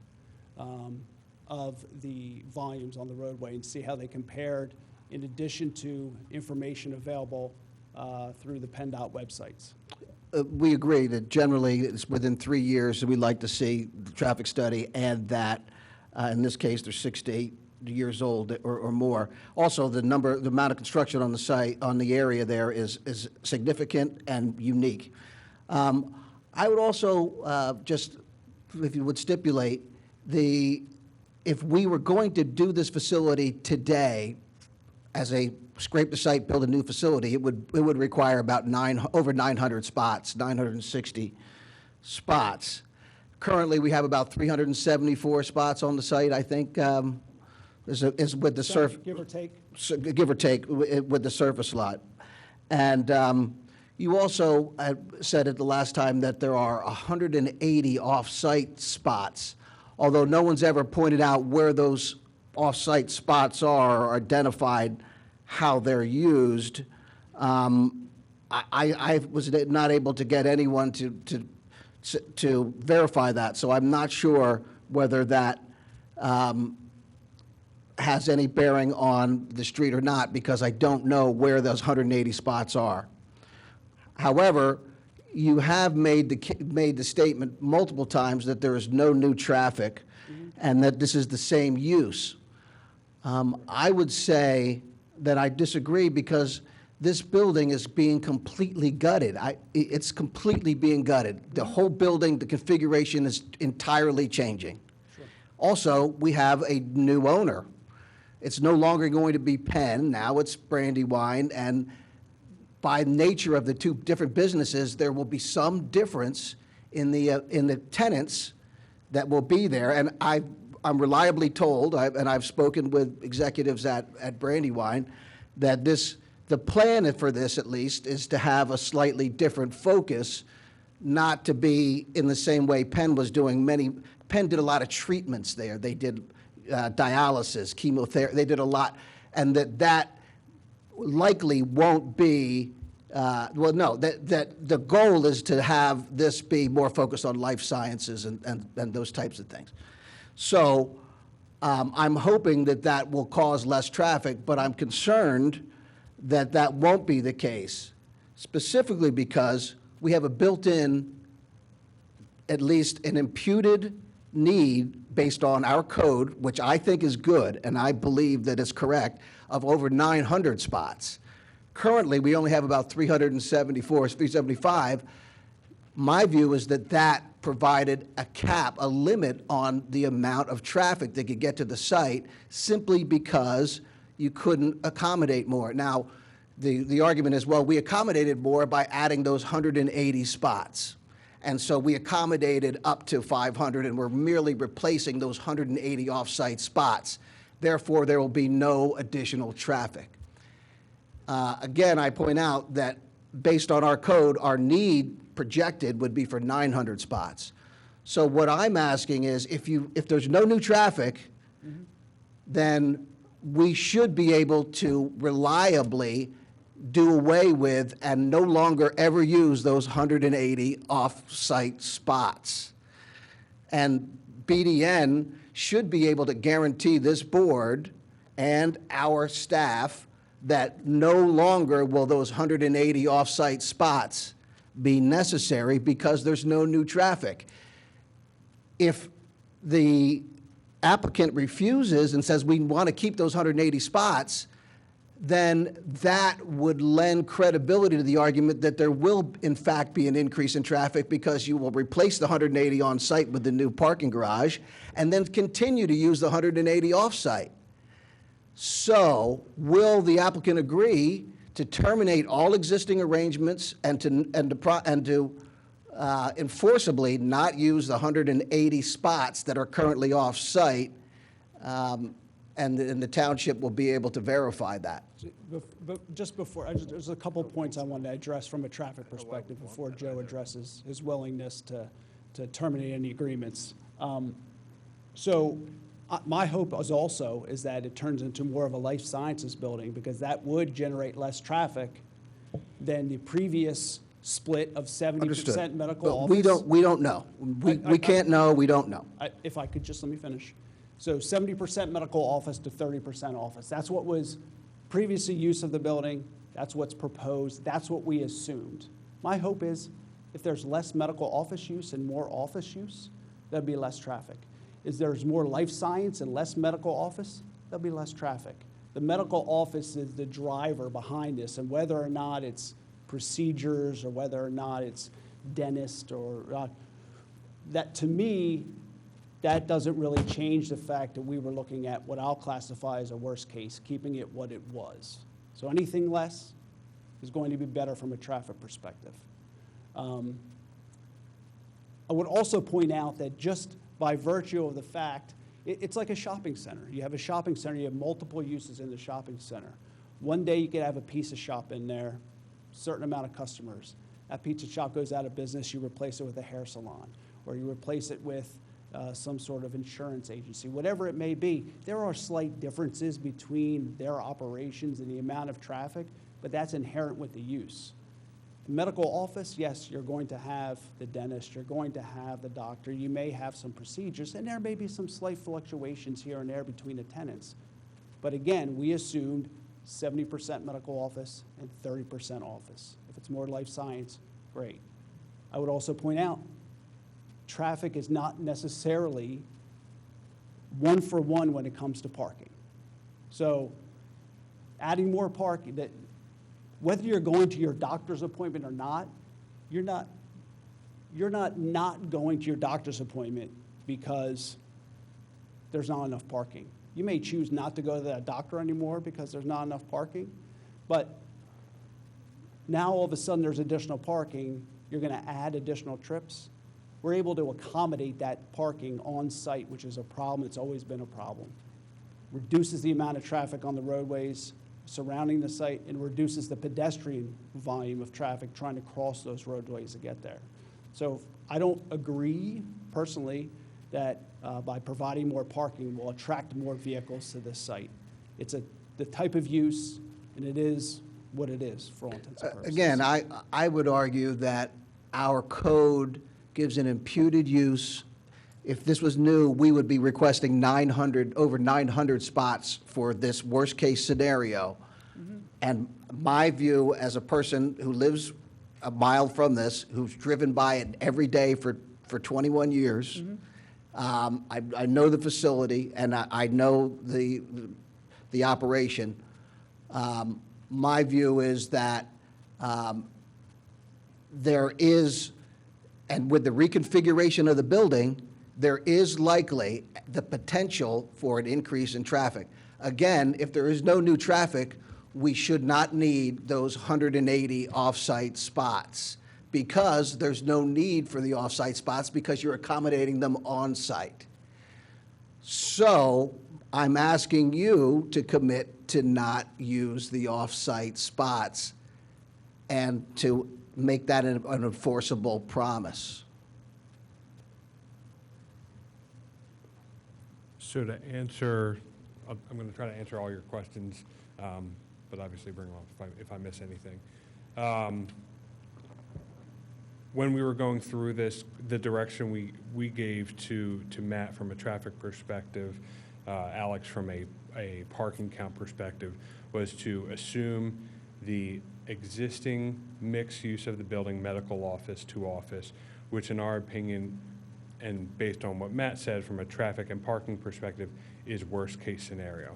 We do, as part of this lease up, see this building going majority office and lab more towards a life science perspective, which is a significantly less demand of, people in and out of the building, which includes less traffic, less parking.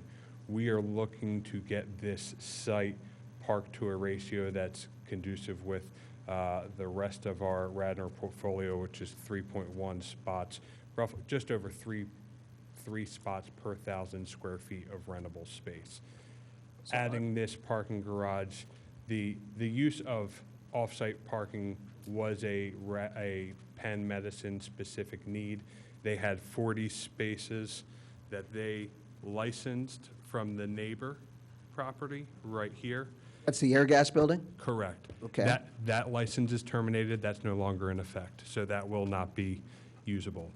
On a temporary basis, they used some other parking sites as needed, and then they also implemented items such as valet parking and so forth to help alleviate the parking issue and allow the number of patients that they needed to still come into the facility despite the parking deficiencies. In our current plan and what we're renovating, the addition of this parking garage will eliminate the need for any off-site parking. So I'm hearing, you just said they will eliminate the need for any off-site parking. Are you saying that you are not going to use the off-site parking? I'm not sure I understand The specific completely. request that Commissioner Booker has made of you, he's made it a couple of times, and on the one hand, I think it's kind of a silly request, but on the other hand, you guys have not been answering clearly, so I'm going to enforce I need a yes or a no now, and then we're going to move on.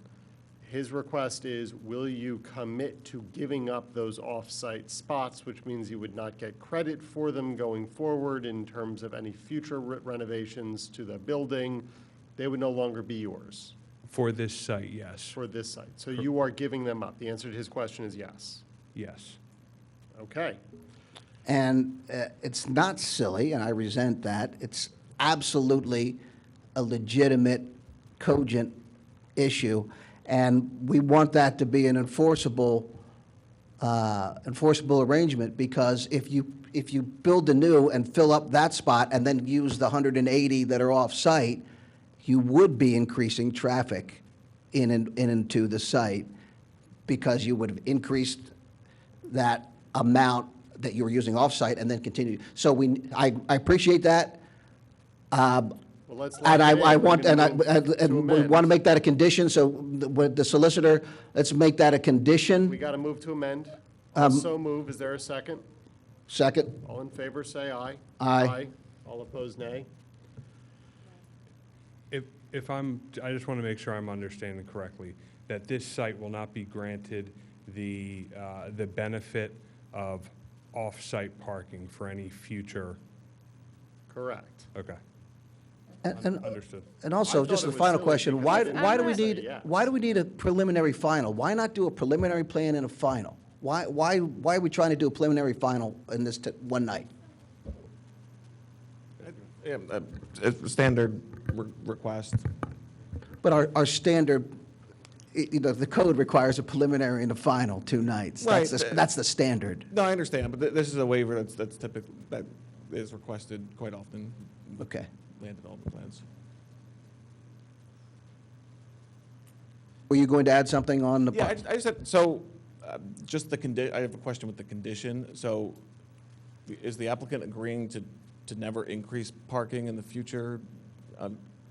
My concern is the applicant would be agreeing in perpetuity not to increase the parking from, so we're 373 now, that's non-conforming. The code requires 900, and we're bringing it up to 530.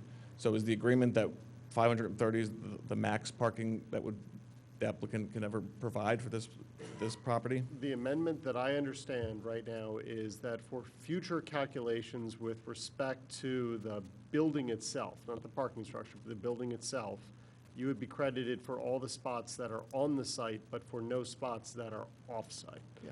Now, in the future, if you wanted to do something to the building, there's nothing that would prevent you from coming back to us and saying, we want to add, 18 more stories on the parking structure, we'd like to get those off-site parking spots back, and a future board might say yes to that, but you would not automatically have those 180-odd spots to make the changes to I the think that building. makes sense, I just wanted to clarify. Well, the amendment was to no longer utilize those 180 spots as a condition of this approval.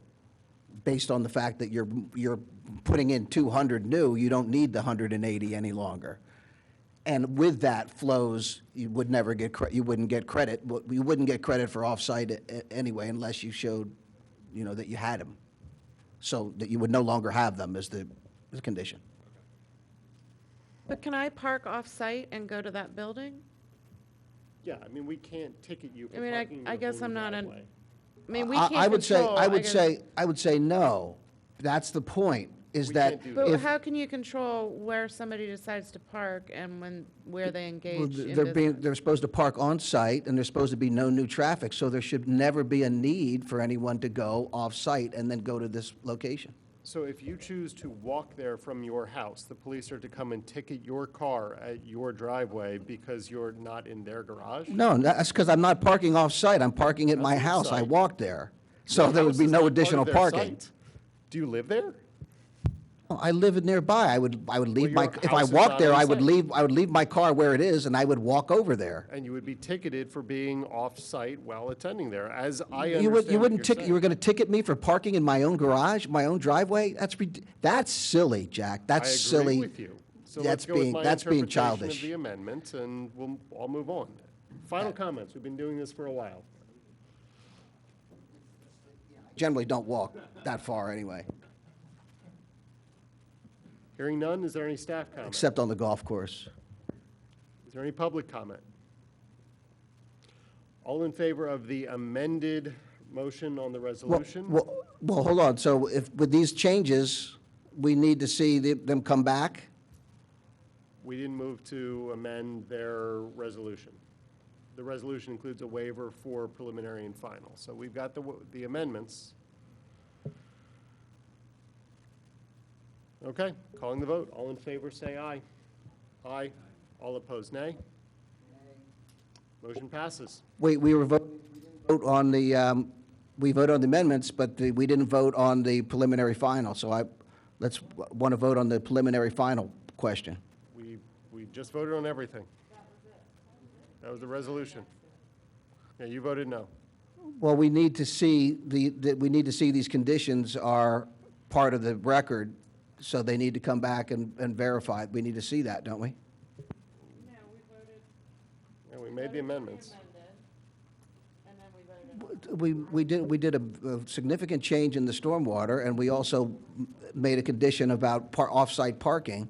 We need to see some evidence of that as a board. Staff will create an amendment. We'll sign off on it. We just voted on it. Guys, thank you very much. Thank you very much. Thank you. Let's move on to item 4C, Ordinance 2021-10, Introduction, providing for the amendment of Article 28 of the zoning ordinance of the Township of Radnor, providing for definitions, establishing certain general and specific standards relating to the locations, placement, construction, and maintenance of tower-based wireless communication facilities, non-tower wireless communications facilities, and small wireless communications facilities, providing further for the regulation of such facilities within the public rights-of-way and outside the public rights-of-way, providing for the enforcement of said regulations, and providing for an effective date. I will so move. Is there a second? Second. We need shorter titles for these things. I'm just going to call this George from now on or something. All right. Tell me about George. I've referred to it as the Wireless Communications Facilities Management Ordinance, which is a bit shorter while still maybe a bit wordy. To introduce myself, my name is Mike Roberts. I'm an attorney from the Cohen Law Group based in Pittsburgh. A bit of possibly helpful background about our firm. We are a law firm that assists exclusively municipal governments in wireless, broadband, and other telecommunications matters. We do not represent the industry now, nor have we ever represented the industry. We exclusively represent local governments. Since about February, early February of this year, we've been assisting the township in amending its existing code requirements for wireless communications facilities, both inside and outside of the public rights-of-way. I've been asked to be here by township staff to provide a bit of background on both the applicable law as it relates to the township's regulation of these facilities, as well as the ordinance itself that you have before you today. As you will see, it's a tangled web of both federal and state regulations that apply to local regulation of wireless facilities. So if you bear with me, I'm going to provide about half a presentation of background and half a presentation about the ordinance itself. Prior to diving in, I find it's helpful as I'll be using 3 different terms to refer to 3 different types of wireless communications facility to actually show you what those facilities look like, to which I'm referring. So the first is the tower-based wireless communications facility. This is likely the facility that you picture in your mind when I mentioned wireless communications facility. I see Commissioner Abel shaking his head, so maybe a different one for you. But your traditional cell tower off on a hill somewhere, the version that you see here is a lattice-style tower. There are also guide versions as well as monopole versions. I believe, and as mentioned, I'm from Pittsburgh, but I've driven around the township a bit today to see the facilities that you have in place currently. It seems that the most common version of tower-based wireless communications facility that the township has is the monopole version, which is a single steel or fiberglass pole with antennas mounted on top of it. It doesn't have the sort of triangular lattice-style design. But this is the tower-based wireless communications facility. It will effectively be anything over a certain size that requires the installation of a new structure to support the antenna itself. Next, we have the non-tower wireless communications facility. And this is an easy one to grasp. It is effectively an antenna that's mounted on something that already exists. It can take a number of different forms. It can really go on any tall structure. As you'll see here, the most common version is on a building rooftop, but really any structure that exists, if an antenna is mounted to that structure, it is considered to be a non-tower wireless communications facility. And then finally, and most importantly for what we have before us today, we have the small wireless communications facility. This is a type of facility that's been deployed for about 5 to 10 years now, but only beginning in 2018 was actually defined at the federal level as a distinct type of wireless communications facility that's subject to its own set of regulations at the federal and as of June 30th of this year at the state level. The important thing to bear in mind about these facilities is that they are most frequently deployed within the public rights-of-way, and many of the regulations that apply to these from the state level apply exclusively to their deployment in the public rights of way. I'll talk a bit more about what the actual definition of these facilities is, but ultimately it is strictly a dimensional definition. So any facility under a certain size is considered to be a small wireless communications facility for purposes of both the federal and state regulations that apply, as well as the requirements of the ordinance that apply here. As you can see, they take a number of different designs. Part of the ordinance, which is incorporated by reference, is a design manual. The township has a degree of discretion over what these facilities look like, so I find it's helpful to actually see a few different versions of them. There are bad and good versions of these, like any other type of structure that you might have constructed in the township. So a bit more about the small wireless communications facility. It's deployed to address gaps in network capacity. So essentially all wireless providers have coverage of effectively the entirety of the country at this point. But what we're finding is that the demand for wireless data service increases as more people get cell phones, more people get tablets, there's more mobile broadband traffic, so these facilities are being deployed to address gaps in capacity where the demand is too high for the existing facilities. They're being deployed in great numbers. As of 2018, it was estimated that about 150,000 of these facilities existed in the country. By the end of 2020, that number, and this is pre-pandemic, was expected to reach about 450,000, and that estimate is 800,000 by the end of 2026. I would venture a guess from what we've seen that those numbers can be adjusted up significantly higher as a result of the pandemic. Mobile data traffic has increased quite a bit with work from home, with remote learning, all of these uses that place an additional burden on cellular networks. So, with all of that said, what are our rights when it comes to actually regulating these facilities in Radnor Township? The base for local regulation of wireless communications facilities comes from the Telecommunications Act of 1996 at the federal level.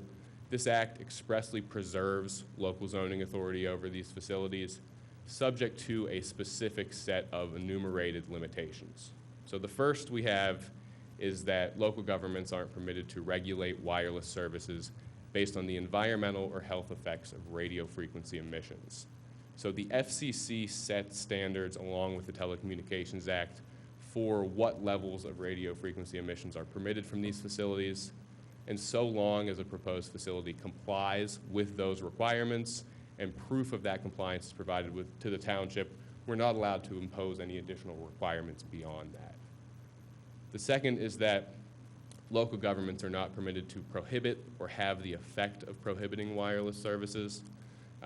Prohibition is easy. We can't just say no to wireless services in Radnor Township.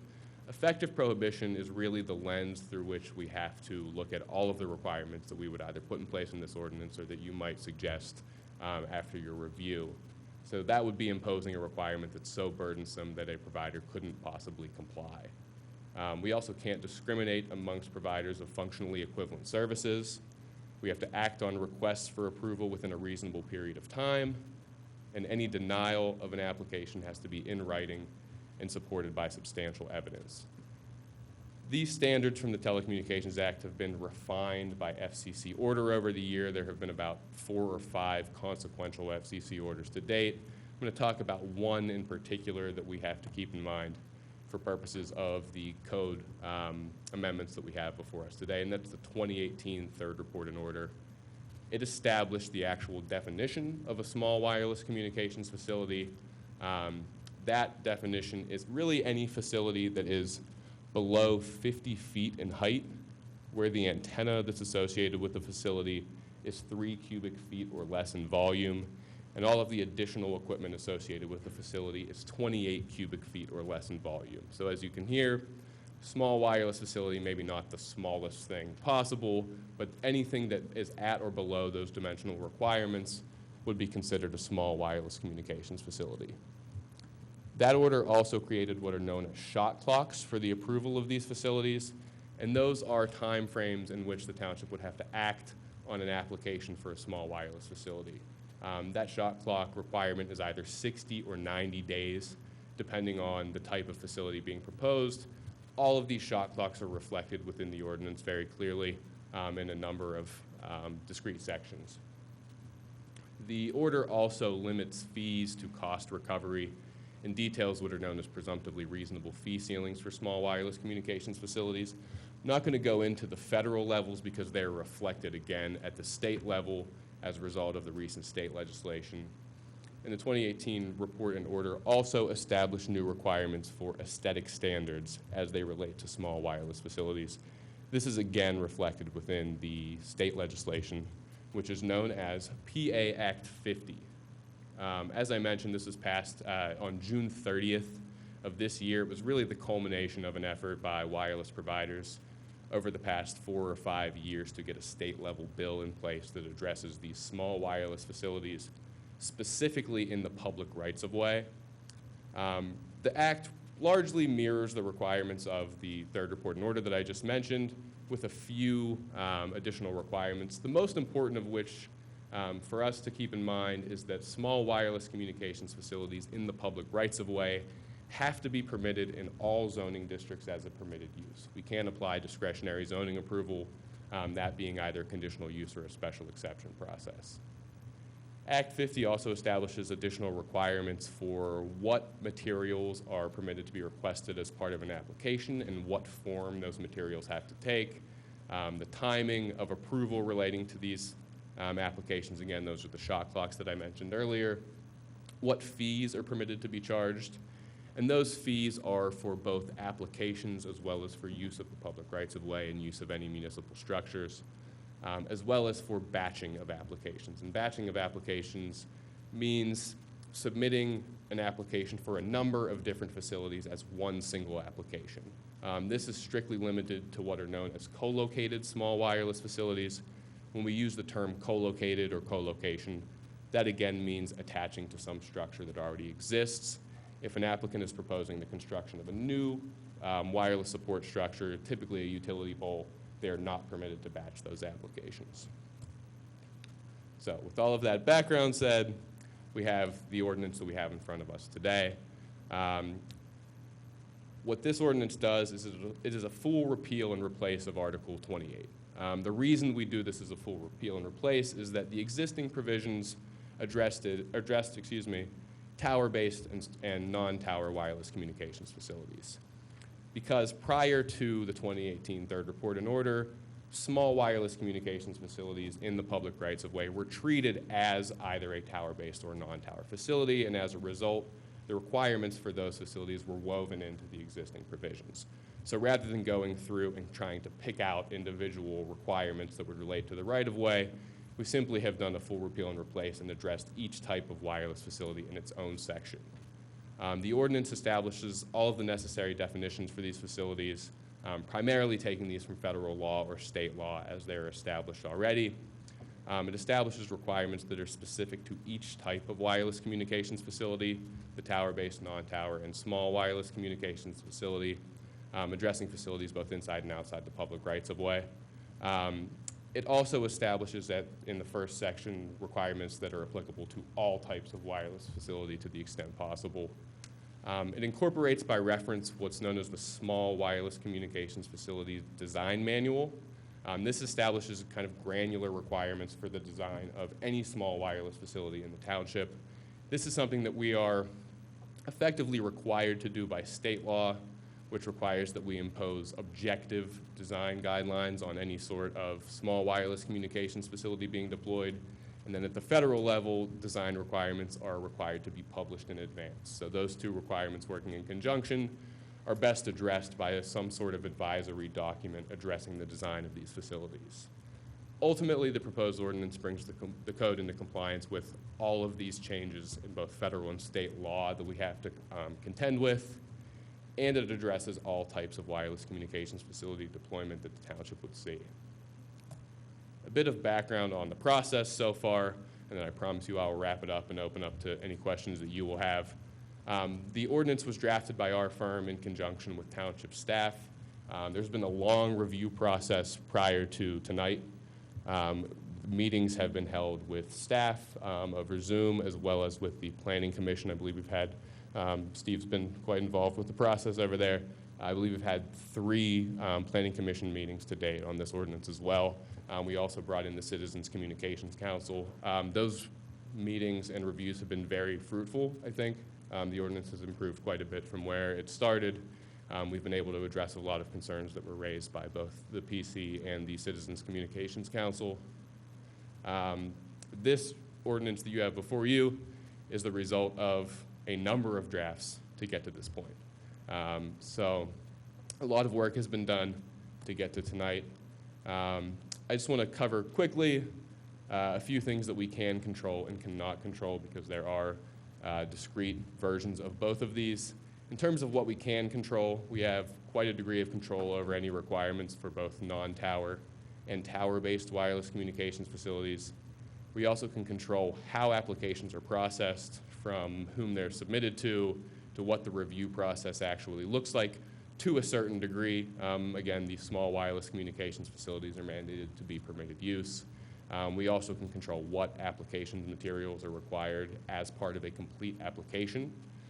We have a degree of control over design requirements for small wireless communications facilities, to the extent that those requirements are technically feasible and non-discriminatory, meaning that we can only impose requirements that can be complied with existing technology. So we can't require an antenna to be buried underground, something like that, because technologically it just wouldn't work. But to the extent that those requirements are technically feasible, we are able to apply design requirements for small wireless communications facilities. In terms of what we can't control, the first and the one that I get asked about most frequently are the shot clock timeframes for decision on applications. Especially for these small wireless communications facilities, they are very, very burdensome for municipalities, but there is no ability to deviate from those shot clock timeframes. The penalties for violation of those timeframes can be harsh as well. For small wireless communications facilities, exceeding the shot clock timeframe can result in federal litigation. For other facilities outside the rights of way, what the result is that the facility is simply deemed approved. So if we go over our allotted time frame for, say, a 180-foot tower outside the rights of way, on day 151 for a facility like that, the application would simply be deemed approved, and the applicant could proceed with getting their permits and building the facility. So it's critical that we address those timeframes and our review processes in a way that allow us to comply with the shot clocks that are applicable to the type of installation being proposed. Again, small wireless communications facilities in the rights of way have to be permitted in all zoning districts as a permitted use. There will be some facilities everywhere. We have control over what types of facilities and where, but we cannot just say none in residential districts, none here, none here. We have to allow applicants and providers to provide service everywhere in the township under federal and state law. We're not allowed to touch radio frequency emissions. That's a good rule of thumb. Generally, it's just something where we require compliance with FCC regulations, and there's nothing else we can do beyond that. We can't deviate or go above the fees for small wireless communications facilities that are proposed in the proposed fee schedule. And we have to bear in mind the questions of technical feasibility and effective prohibition. So we can't impose requirements that simply can't be complied with. That can be a bit of a moving target as technology changes, but it's something that we're happy to assist with. Any questions that you might have that would relate to technical feasibility. So what I promised was a short introduction, was probably a longer introduction, but any questions you have, I'm happy to address. Just one quick one off of that last slide. Why can't local zoning prohibit small wireless communication facilities in certain zoning codes? So a great question. That comes directly from the new Pennsylvania Act 50. It expressly says small wireless communications facilities in the public rights of way have to be a permitted use in all zoning districts. That's just directly from the state act. Has that been challenged? It's unconstitutional. It's a usurpation of local authority. It's a change in, they can't preempt zoning. That's not unconstitutional. Rich, you've been speaking a lot. I know Commissioner Borowski has some questions. We're going to come back to you. Lisa, you're up.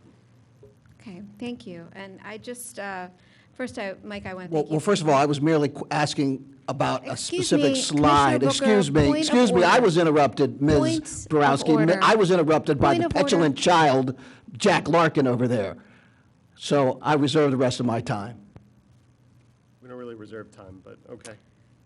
Okay, back to what I was saying. Mike, I want to thank you for your presentation, and thank you also for the time that you spent with me talking through some of the concerns that I brought forward.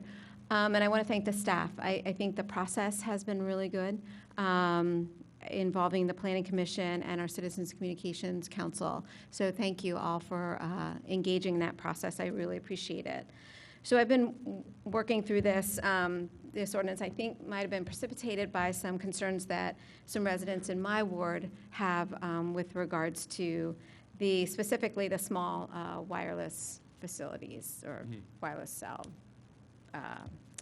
So I have a couple questions. It does seem very thorough from what I looked at, but there were some things that I saw that were missing and that I would like to see, but I don't know. I mean, it is definitely frustrating that we are so regulated, and as a township, we can't, we've definitely seemed to have lost a little bit of local control when it comes to this. So I appreciate you kind of running through that, so that may save some of my questions.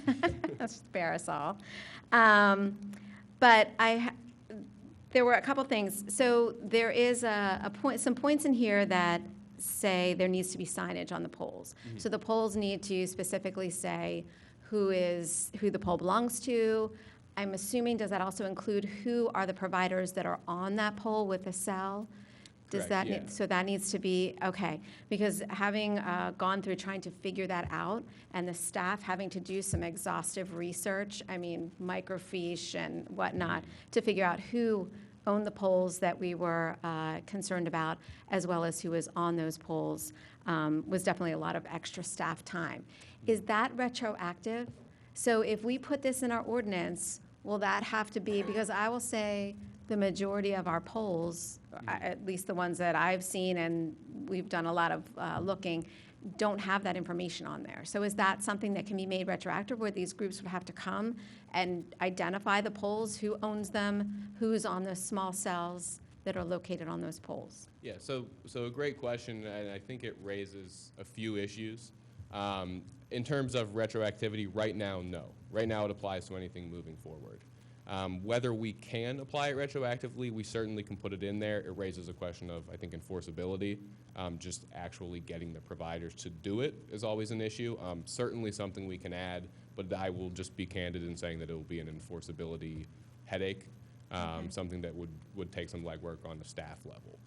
Well, I can't even tell you the amount of legwork I think that Peggy had to go through to find out who owned the poles that we were in question. Yes. So I think she was like up to her arms in microfiche and in the basement. Yeah, and looking for that's this the information. second issue I think that relates to pole ownership generally, and this is something that I work through with staff as well, is the small wireless facility about half the time is on a pole not owned by a wireless carrier. It's owned by the electric utility, it's owned by the telephone utility.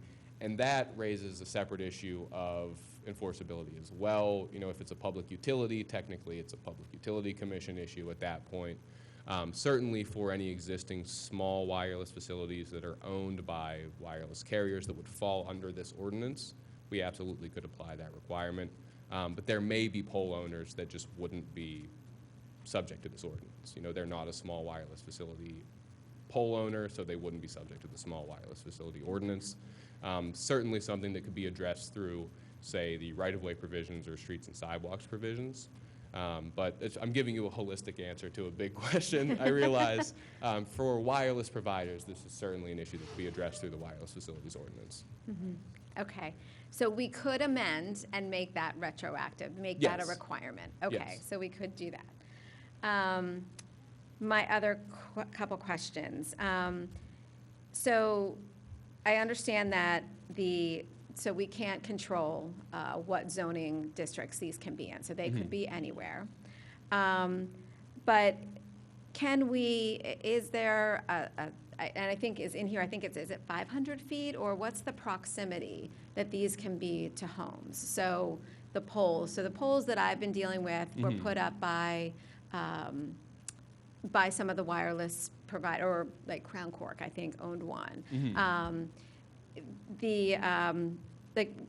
What's the distance that they can be from the homes? So forgive me, I don't know off the top of my head what that distance is. I believe it is a percentage-based setback for small wireless facilities where they have to be set back the height of the actual facility from a home. Okay. An issue that we would run into with setback from homes, this is a good example of an effective prohibition question. If we were to say 500 feet from any home, that would eliminate much of the right-of-way. Because the right-of-way typically is, I've seen, again, driving around, I saw some homes that would certainly be 500 feet away from the right-of-way, but it's limited what those options would be. So if we imposed a setback requirement that would eliminate access to 80% of the right-of-way, that would be an effective prohibition at that point. That would subject the township to litigation, and it would be difficult litigation to win because that would be a clear issue of effective prohibition. So there are ways that we can impose design requirements and siting requirements. They just have to be very narrowly tailored. Okay. And what about height requirements as it relates to homes? So you could put a pole up, and I understand, say it has to be, 1,000 feet high. I don't know, I'm just making something up. But if that pole, so if that's uniform, and it's not in relation to the homes in the area. So the one specific pole that we've been dealing with, I've got neighbors who have these cells triangulated on their homes.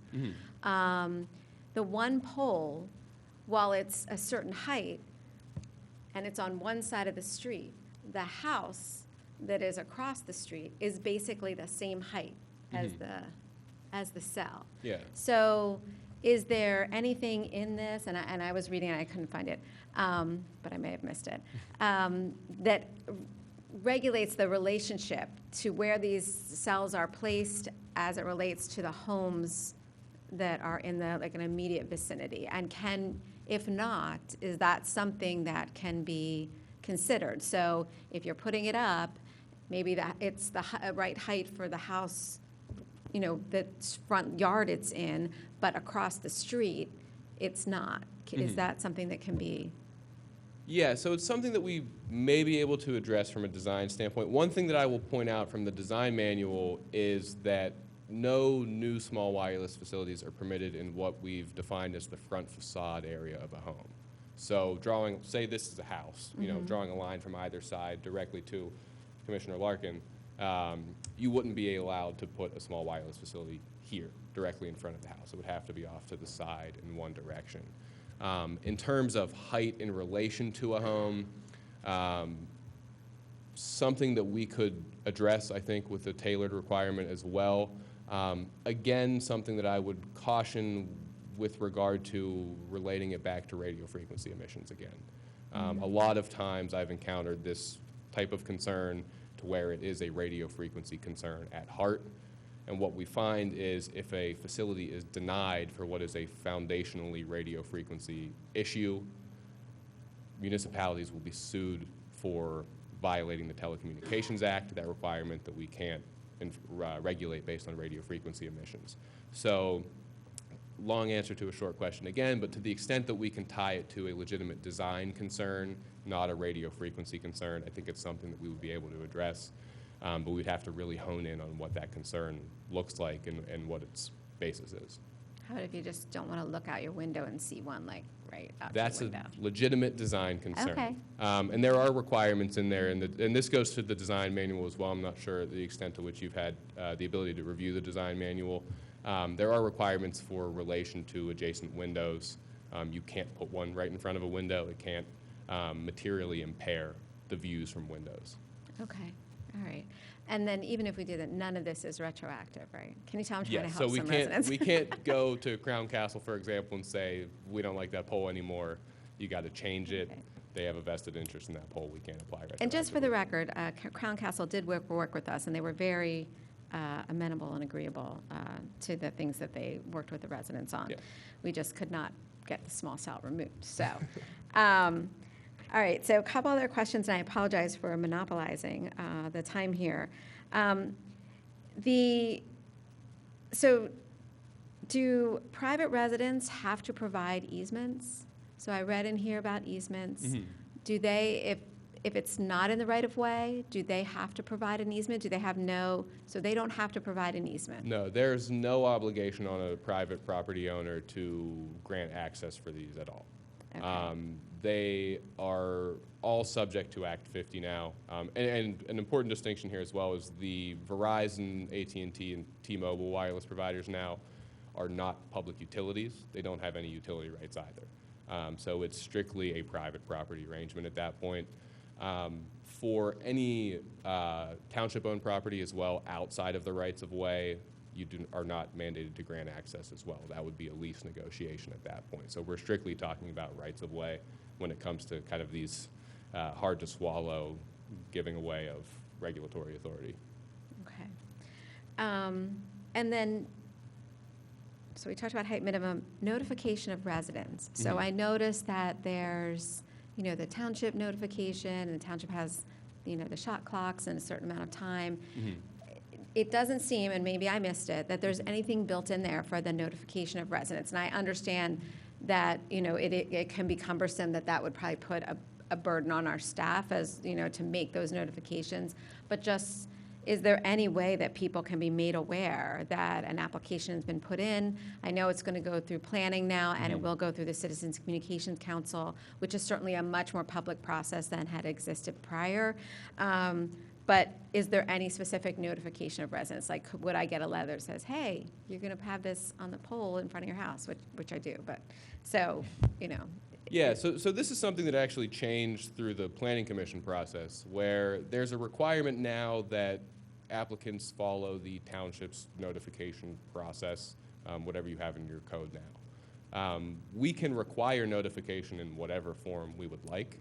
Often what that process looks like is the requirement is actually on the provider, not the township. Okay. So as part of an application, they would have to provide notice to residents within 200 feet, 500 feet, whatever the case may be.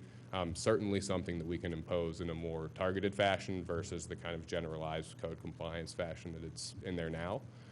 So if we want to require that type of notice, very easy to do. We have a good degree of discretion in what that looks like as well. Okay, I would definitely like to see that added, so that people are aware, people feel like all of a sudden there's a pole there, and they have no Yeah. idea. It's right on the, the corner of, it's in the right of way, but it's the corner of their yard, so, okay, I would definitely like to see that. And then the last question I have, I promise, Lisa, I don't want to break your train of thought, but I do want to ask the question, do we have to pass this today in order to make it effective? who, me? You're asking me that? So a good question that I think touches on a general Act 50 question maybe. Because I want to figure out if we have to make that amendment now that you said you wanted to see get done. There are several amendments I'll need then. I understand. I want to figure out, do we have to do them now? I don't know. So there's a deadline in Act 50 of October 28th for any small wireless facility in the public rights-of-way absent a local ordinance that complies with Act 50. On October 28th, the requirements of the Act will start to govern. So we'll be back before then? Yeah, I believe. Yeah, I would guess so. Oh, I don't have an answer to that. We have October meetings, Yeah. right? So, okay, Unless I you cancel. apologize for the interruption. That's I okay. just didn't want to have your amendments get lost and then. Okay. And one further point on that issue, October 29th, there's not a prohibition after October 28th, excuse me. We're not prohibited from enacting an ordinance after that date. There's just would be a window where the requirements of Act 50 apply over the township's ordinance. Those requirements are very friendly to providers. The rights for municipalities in Act 50, we have to kind of reach out and take via ordinance, whereas the providers are just granted them in the Act itself. Okay, and my last question, I promise. So you talked about how there has to be evidence in order to deny. So what is that evidence, and where is that, where's that defined? Who defines what evidence is acceptable? So the evidence would be noncompliance with the requirements of the code. Okay. So anything in here that they would fail to meet the standard required by the code. Typically, the things we would be looking at would be for an application at the very beginning of each of the sections for each type of wireless facility is a comprehensive list of application materials. So either failure to submit something or failure to submit something in a form that is acceptable to the township would be grounds to deny an application. This also has a long answer, as these questions often do, because in the shot clocks, there's a process for what's known as notices of incompleteness. So upon submission of an initial application, the township will have either 10 or 30 days to determine if the application is complete. And if it's missing something or unsatisfactory in some fashion, the township is required to notify the applicant of what is missing. That shot clock will pause and the applicant can then resubmit. The shot clock will either restart or pick up again upon that resubmission. So in terms of missing materials, that wouldn't be grounds for just immediate denial. There would be a process in place from federal law and now from state law as well that relates to how that notice goes about. But if an application is just fails to comply with the code, if a pole is proposed somewhere it's not allowed or it's too tall or the design is unacceptable, that is a reason that would be permissible for denial. You just point to a section of the code. Okay. And I'm sorry, I do have one last question. This is more, I guess, related to education. So like staff education so that people know, these things do, I'm assuming, come before townships on the regular or pretty regularly. What kind of, and I don't know who I'm directing this to exactly, but what kind of, I guess what kind of support or I don't know, accessibility or whatever would staff have in order to make sure that it's a very specific and has a lot of information in it, the ordinance.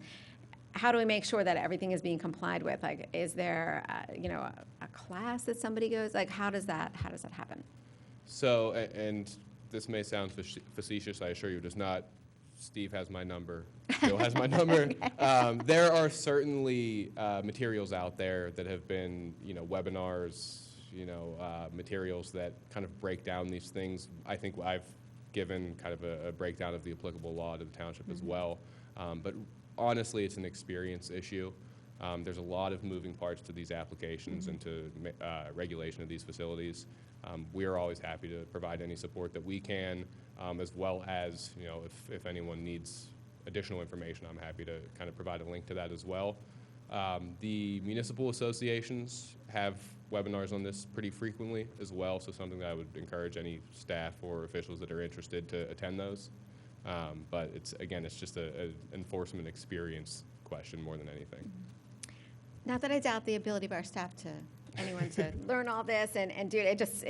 It seems like a lot. So, all right. Well, Mike, thank you very much. I really appreciate it. Absolutely. Thank you. Hey, Mike, how are you? Good. Just want to clarify one of your early statements, which I don't disagree with. Feel need, free. No, the need for small cells is based on capacity. As you drove around this township, though, there's a second component to that, and that's topography. So we've got areas of the township where it dips low, trees go high, and so you can't get coverage based on the traditional cell tower. Yeah. So, I've been, not long story short, but I've been working on small cell issues with residents for 4+ years now.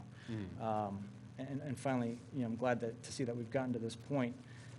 Just a couple questions on some of the points you made on fees. Do we actually receive less in fees now with this new ordinance? So I'm not sure what we have in place currently. So we would be receiving the same fees we've been permitted to receive since 2018. Yeah, I can't remember.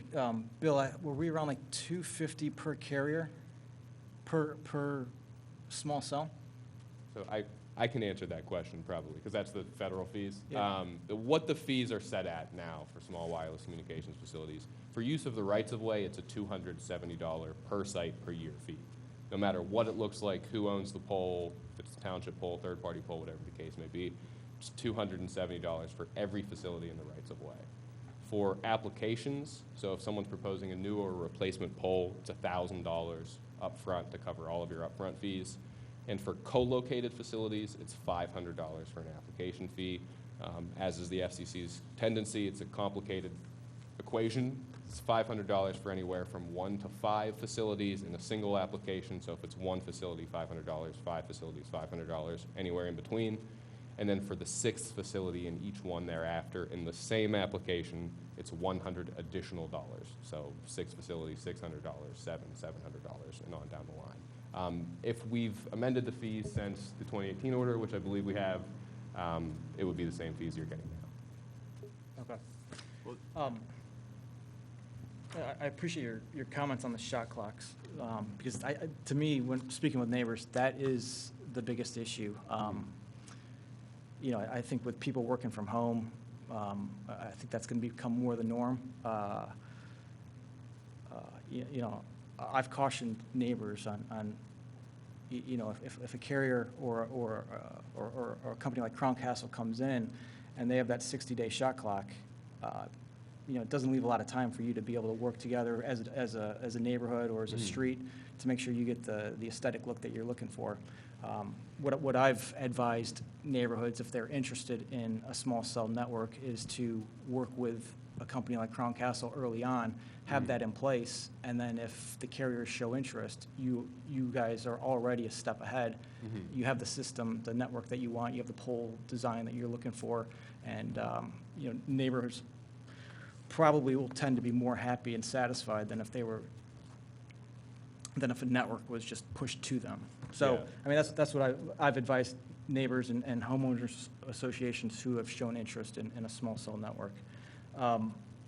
To go to that, if an HOA is interested in pursuing a small cell network and they have existing poles in their neighborhood, do they have to move their poles if, so, you know, some of the HOAs in my ward are older.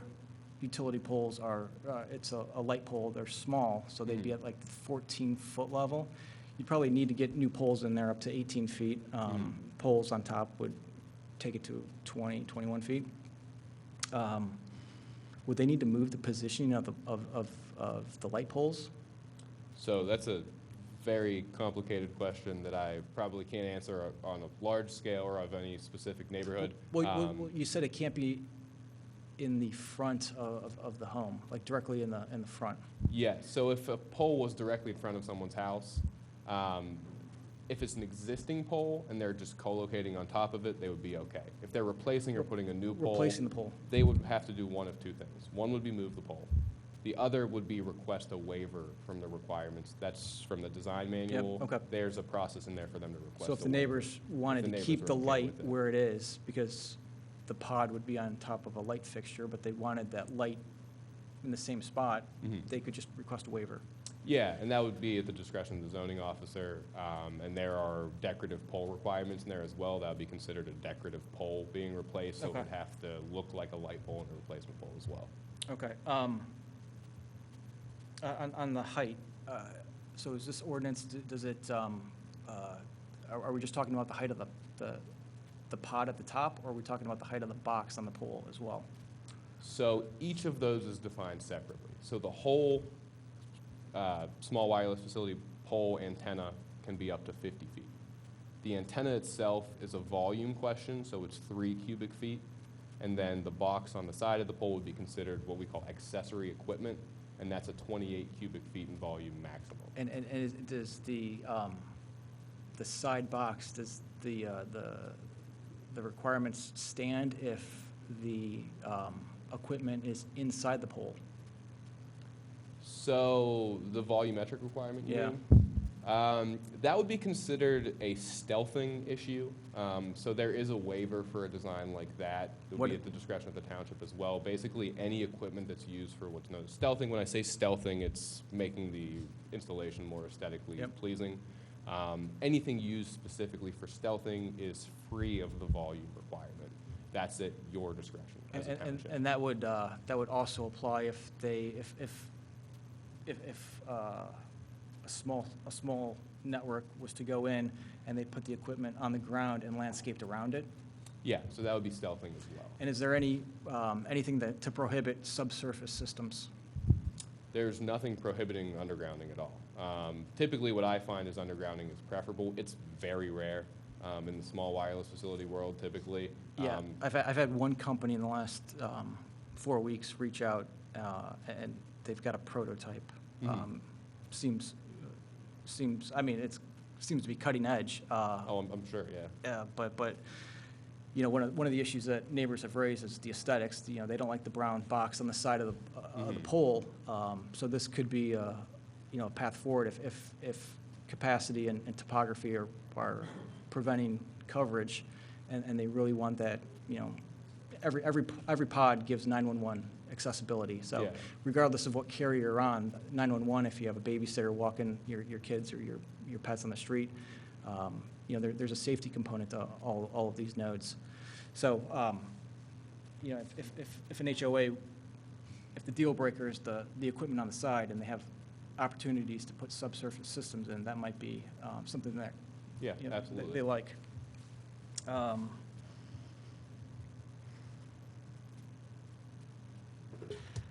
Yeah, I think that covers it for me. I appreciate your time, appreciate your Absolutely. efforts to get this done, and appreciate you working with our volunteer committees and our staff. Thanks. Just a couple questions. So it just seems incredibly unfair for the township and the residents. That being said, and I just want to ballpark, when Crown puts up a tower and they call Verizon or T-Mobile or whoever, typically like a telephone pole, and they put one of those little pizza box things on it. How much do they charge out a year? What's their rent for them a year? What does Crown Castle charge to Verizon? Yeah. Oh, I have no idea. You don't know? No clue. Because, I mean, it's got to be exponentially more than $267, am I correct? Yeah, I mean, I'm sure it is. So the requirements passed down from the FCC in particular are not friendly to municipalities. So we Really can't need that. we can't raise our. So what we have the ability to do, this is a great question, in terms of recurring right-of-way use fees, Act 50 has a method to exceed the $270 per site per year. And that's done by showing that a municipality's actual costs are in excess of $270 per year. It's intended to be a cost recovery mechanism, not a profit mechanism. So if the township were to determine that its actual costs are in excess of $270 per year, we'd perform a cost study. You would show, you know, each element of that cost, that it amounts to $435 or whatever the case would be. You would then be permitted to charge that additional fee. I will say from experience, since the FCC order came out, you would be immediately sued, which is not a bad thing. It's just something that the township would have to be able to support. And then we could bury those legal bills in that lawsuit. What's that? We could bury those bills in that, Yes. number. Yeah. Okay. And then the other question that I have is, if a resident is forced to have one of these poles put on their lawn, they don't receive, or in their right of way, they don't receive any money from this. Is that correct? Not unless they have to grant an easement or some sort of property access. So if it can't go in the front yard, right, or in the front, so if I'm looking at my house right here and there's a sidewalk and it can't go in that easement, and it has to go behind. I have a telephone pole that's kind of in my backyard, and it goes up against my neighbor's house in the back. So if they needed to get there, they'd have to walk, not on my, I mean, I'm going to say my property, technically it's my neighbor's. They would have to have an easement for that? Yeah, any encroachment onto some private property, they would have to get an easement, lease, whatever their preferred route would be. That could be both for the pole or for running fiber access to the pole as well. Okay. Yeah, it's beyond unfair to the point where I don't even know why we need an ordinance, because it just seems that everything is already set by the state. But that being said, I'll ask Mr. Grimm and Bill and Steve or whomever, is this the best deal that we can get, or are there, I don't have the expertise. I'm not even going to try to read or micromanage this because I can't. I mean, are we leaving anything off the table for the township or our residents? That's really my question. And can we amend it? If there is anything, can we amend it to help the people of Radnor out? That's all.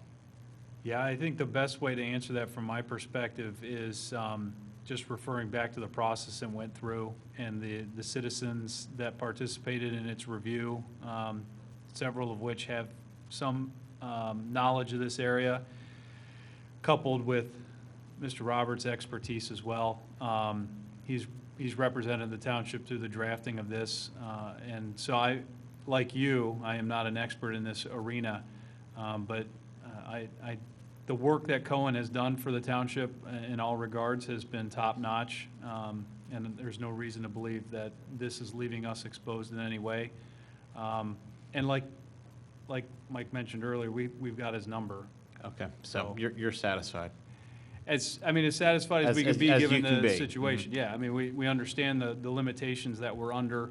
And going into this, that was the instruction, is based on the known limitations, let's make sure our ordinance identifies where we can steer the process, and I think we've done that here as best we can. All right, well, thank you. I'll use your opinion to judge my vote. Thank you.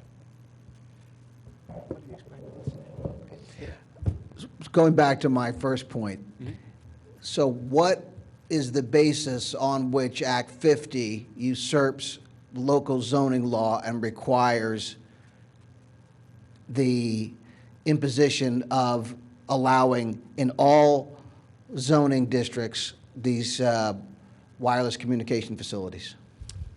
So I can't say. Is it like, do they need a certificate, do they have a certificate of public convenience? Is it a PUC argument? Is it, what's the legal basis? So I can't say I'm prepared to defend Act 50. About half of the providers do have CPCs. CPC being a certificate of public convenience. Public convenience, yes, Yeah, okay. excuse me.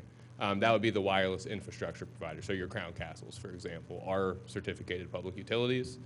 The providers, AT&T, T-Mobile, and Verizon, are not.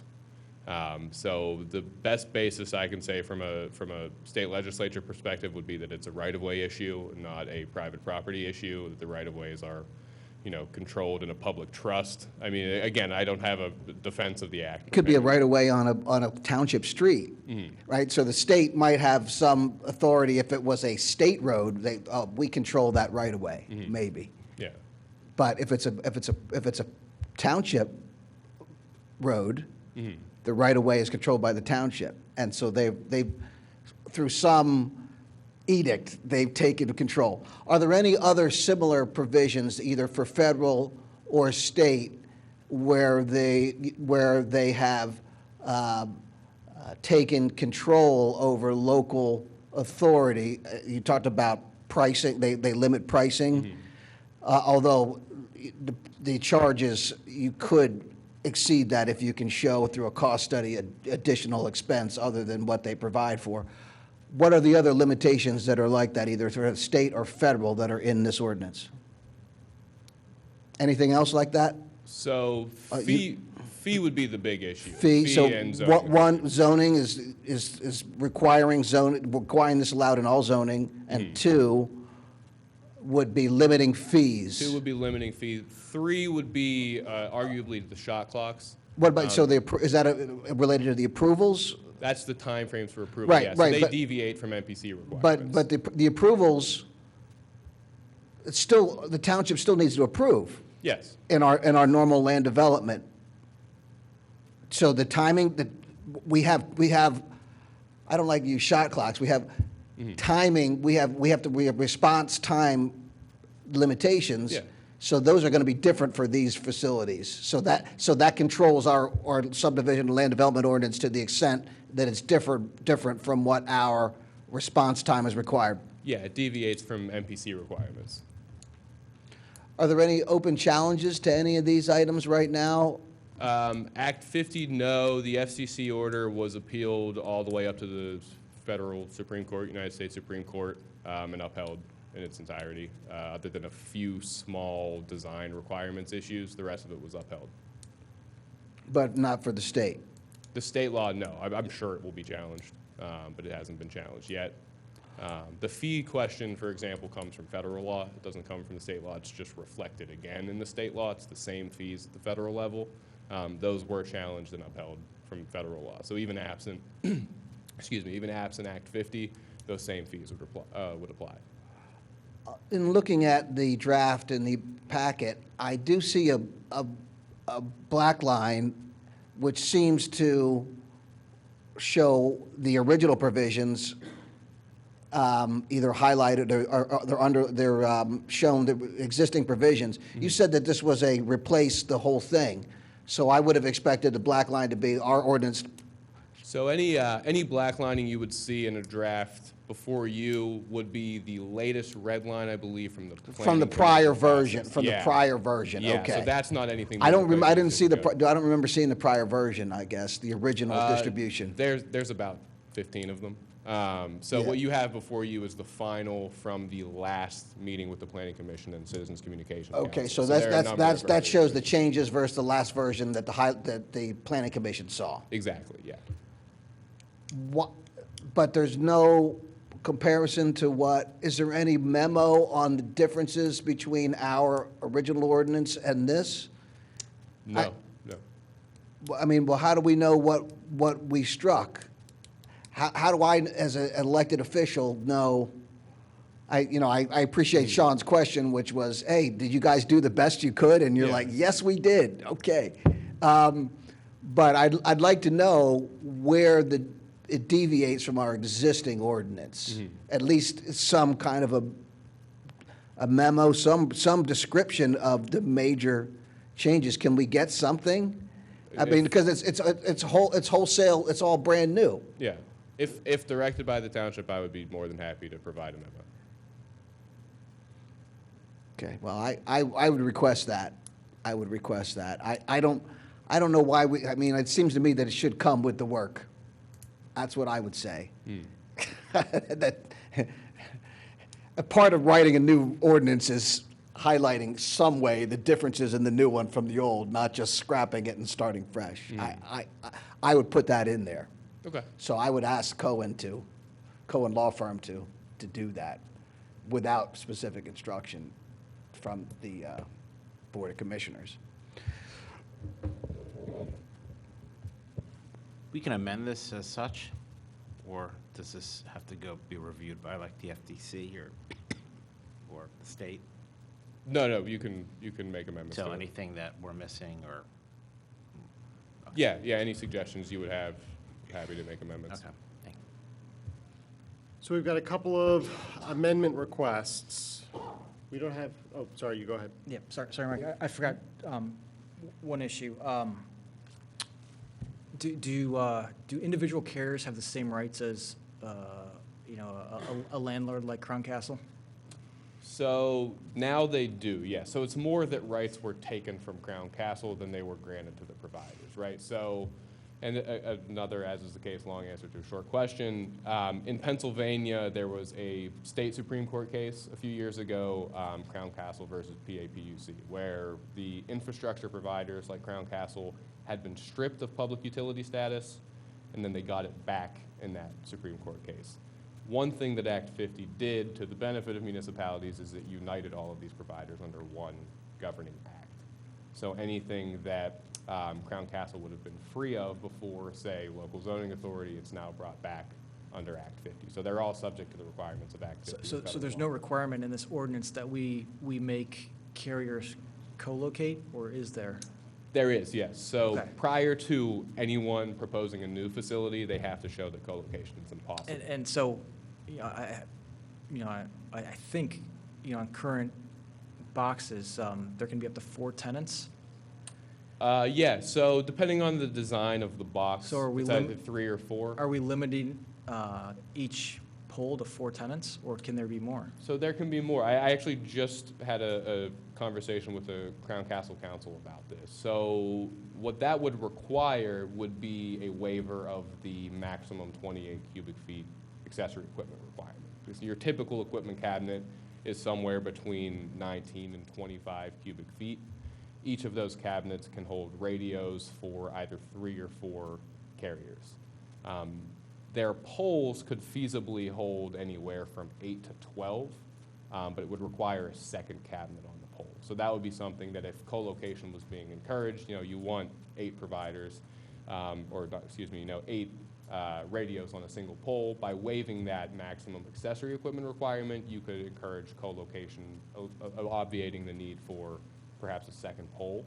But there's kind of a balancing act to be struck there, whether the new pole is preferable or, 55 cubic feet of equipment on a pole is preferable. Okay, and I don't know if this is a question that you can answer, but it's important for residents. If they have a small cell, if they're, especially in a neighborhood, and there's, say, Crown Castle has a box there, and another carrier comes in and co-locates, if there's an issue with that individual carrier, who's responsible for fixing? Like, who has to come out and address the technical issues?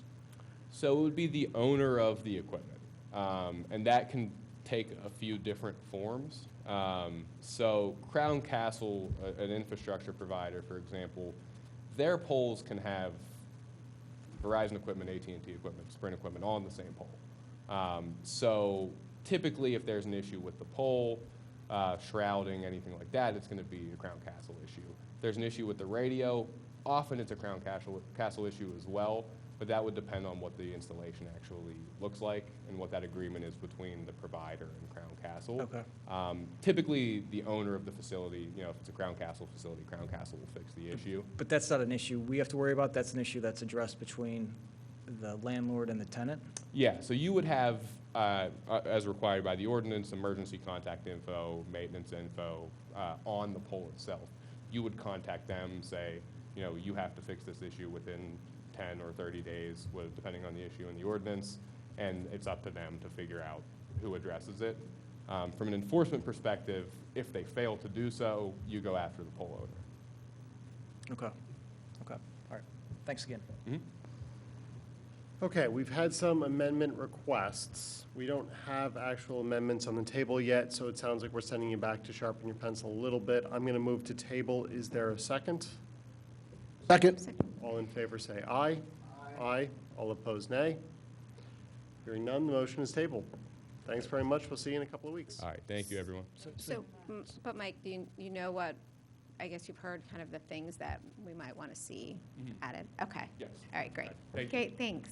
So Jack, just so I'm clear on the time frame, we'll come back the first meeting in October and readdress this issue? If they can get it to us, yes, please. Okay. The timing for passage would allow either of the October meetings, and we would still make the end of the month date. To item 4D, motion to approve the 2022 budget calendar and special meeting dates. I will so move. Is there a second? Second. Calling this up. So it looks like those meeting dates will be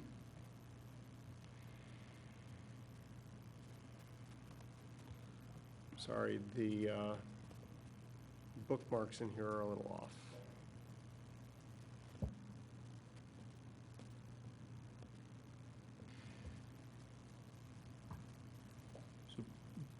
Mr. President, in the version that was included in the packet, we did not include those dates. We've got a live version here ready with some suggested dates ready to go. It's not page 324? I'm on 324, yes, sir. Okay. Yeah, the dates that are included on what you're looking at are the regular board meetings, along with an anticipated introduction and adoption of the budget in November. What we were hoping to do is plug in a couple special meetings here in the next couple of weeks to review some of the bigger items,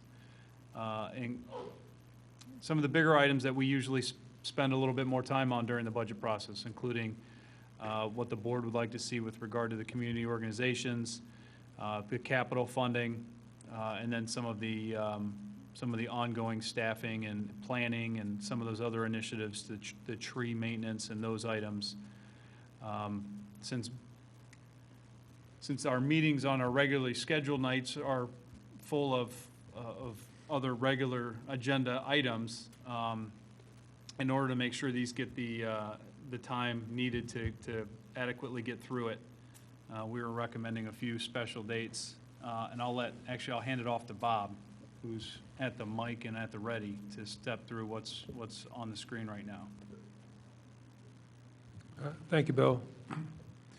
Commissioners, on the screen currently is the budget calendar, however, amended from what's in your packet to include tomorrow night's special meeting, September 21st. And then, as the manager had mentioned, we'd like to propose a couple of special meetings to drill into the topics that for further discussion. One date we do have available next week is September 30th, special budget meeting to address, in particular, the requests from our community organizations, our capital and capital funding plan, and OPEB. And then Are these all a 6:30 start time? that is the proposed time, yes. Okay. And then in October, so just to clarify, next week's meeting would tee us up to have the adoption of the preliminary recommended budget in October, and then there allow further time on October 27th for a second special meeting, again, as the manager mentioned, to address the specific staffing requests, planning, and the tree maintenance management program at the board's direction. So September 30th and October 27th are the two proposed dates that we're putting out there now to address these topics.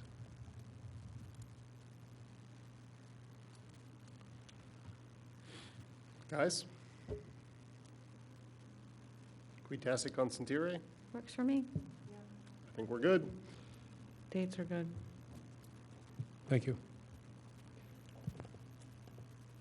One other just quick note with that, nothing to amend on the calendar itself, but something to consider is in battling meeting fatigue is to set specific start and end times to the meetings. So maybe 2 hours a pop, and if additional meetings are necessary, those can always be added. But I understand that the board has, in addition to the regular meetings and the special committee meetings that most of you attend regularly, these are added to your calendar and schedules. So just to try to be mindful and respectful of that and try to be as efficient, I would ask if we could cap these to 2-hour blocks. It's a good goal perhaps to have going into the meetings. Works for me. I know you guys are sticking around late as well. So this is a motion, so hearing no commissioner comment, is there a staff comment? Is there any public comment? I'll call the vote. All in favor say aye. Aye. All opposed nay. Motion passes unanimously. Moving on to item 4E, stormwater discussion and action items. Resolution 2021-100. Authorizing the engineering department to receive sealed bids for the South Wayne Avenue Stormwater Management Project funded by the Stormwater Fund with a presentation by Meliora Design. If I may, make a motion. It's late, it's almost 9:40. Everyone should be very familiar with these materials and what's going to be, or Meliora is going to be talking about or would talk about. It's kind of unnecessary, I think, as long as this is an okay thing to do. I'd like to move that instead of a presentation, that we'll already just answer any questions that people have, rather than go through a whole big presentation and a long drag out thing, because everyone should really know. I definitely support that. Let's start by, I'll move for the resolution. Is there a second? Okay. I hear your motion, which I will second. Why don't you come on up and answer whatever questions we've got? I mean, I feel like what's going to end up happening is as the questions get asked, there's either going to end up being a need for a presentation or not. I don't know that just because it's couched as a motion, we have to. Commissioner, if What's I the may. project? Before we start with all the questions to avoid that situation, this process has been 3 years in the making. This is not a surprise to anybody. It is a subsurface system at the South Wayne Municipal Parking Lot, excluding the War Memorial. This is to address the flooding at Runnymede and South Wayne, which I think everybody is familiar with. That is to address up to a 10-year, 1-hour event. This is also to address, in a similar fashion, the very heavy ponding in front of the Radnor Fire Company. That is to be done via infrastructure to use the underutilized system at the Radnor Middle School. It's taken us 3 years of permitting and design changes and utility conflict meetings.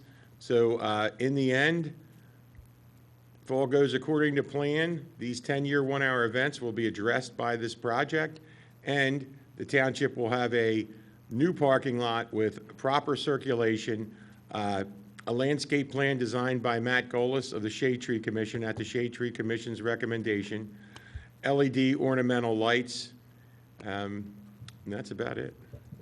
And better use of the Radnor Middle School. Can we see some? Yes, sir. Yes, ma'am. Can we see some drawings and would see the project? They're in the packet.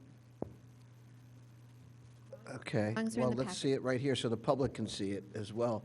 And as I recall, before any of you were on the board, we talked about this. The Stormwater Committee said this is the first project we should do, and we were told it was an impossibility. It would cost $40 million to do it. That happened. So, That didn't happen from here, sir.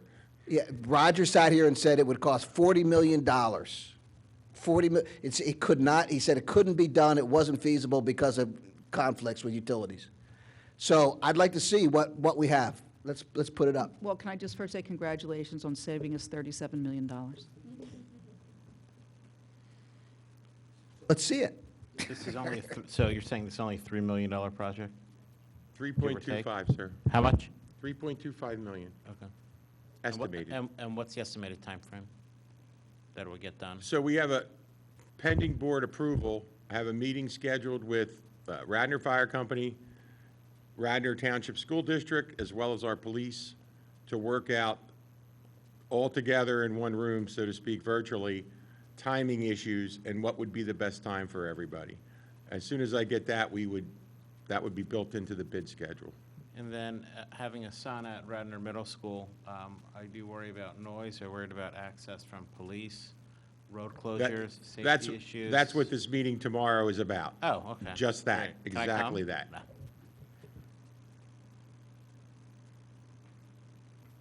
So Commissioner, I just would like to say, I mean, without getting too far in the weeds, Melior did some really fine work. We have some utility relocations. That's how we're able to get the stormwater into the system. But if you want to go deep. I'd like to see it. What do you want to spend a $3 million project without showing anybody? I mean, if you can just call it up, if you're able to do that. If not, it is in the packet. The packet's available for download. I'd rather not do a 3-hour presentation for each one of these systems. I'd rather not either, but that's the Well, then job that let's we not. got elected for. Yeah, Rich, she's pulling it up. I think, yeah. Rich, there I we think go. the job we got elected for was to read our packets, which No, the job we got elected for was to manage the business of the township, to show the public what it is they're spending their money on, But you still need and to that read we're your authorized. packet. So let's show it to the public.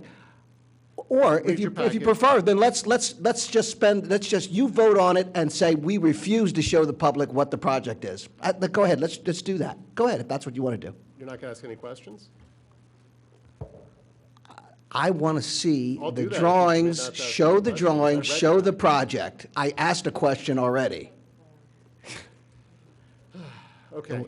There's 4 nobody minutes. more Let's get this cantankerous out. and obstinate and ignorant than you. Can we stop with the name calling? She's pulled it up. Let's focus on the issue at hand. Yeah, let's go through the project, please. I don't know how to make the free 7-day trial go away. Anybody, but I can just show these really quickly. A quick overview map showing the blue area is the area that'll be captured to the new stormwater bed under the parking lot. Thank you. Thank you. Thanks.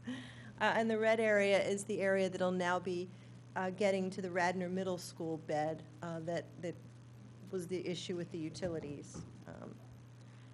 Very quickly, so there's the two parts of the project connecting to the middle school bed and the new parking lot, and the idea is to maximize the storage.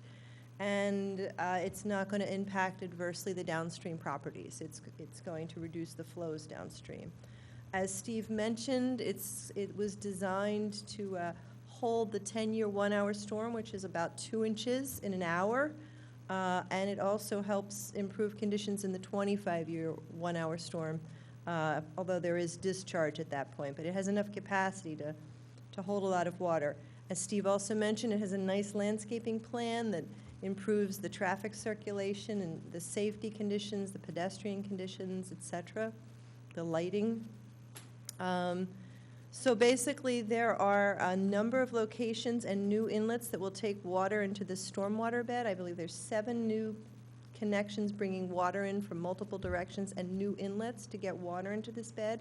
And then there's 1 overflow from the red that goes. What is that bed? What are you showing right there? So That's right that's the there- that's the parking lot. That's the stormwater bed under the parking lot, and I'll show That's you the parking lot, a okay. picture of that's the structures that are proposed to be under the bed.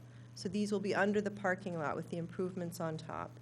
And just going back, and then there's an overflow structure that will control how the water is released back to the system. So basically, it's a giant bucket for storing water and reducing what's going downstream. Real simple, in the outflow structure, there's 2 things. There's a weir that lets the water level come up before it overflows, and there's also a 3-inch pipe that allows a small amount of water to discharge and gradually draws the system down after it's rained. So you can see the details here without going into all it. Because of the topography, it needed new inlets, and we maximized it for as much storage as we could possibly get into it. We couldn't go any deeper because we couldn't connect back to the existing stormwater system if we went any deeper. Just some diagrams showing what the arches are. This water level here is showing the 10-year storm.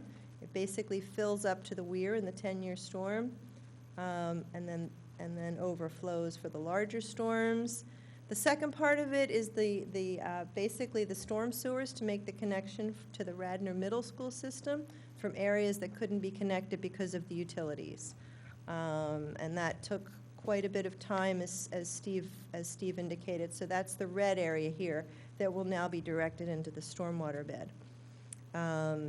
So that's just another diagram showing you what had to be done in terms of relocating utilities to get them into that stormwater bed.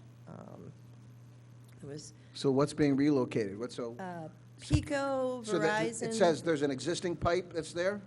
There's an existing pipe, but it could not be connected into the subsurface bed because there were other pipes that it couldn't cross. They couldn't get over or under or around.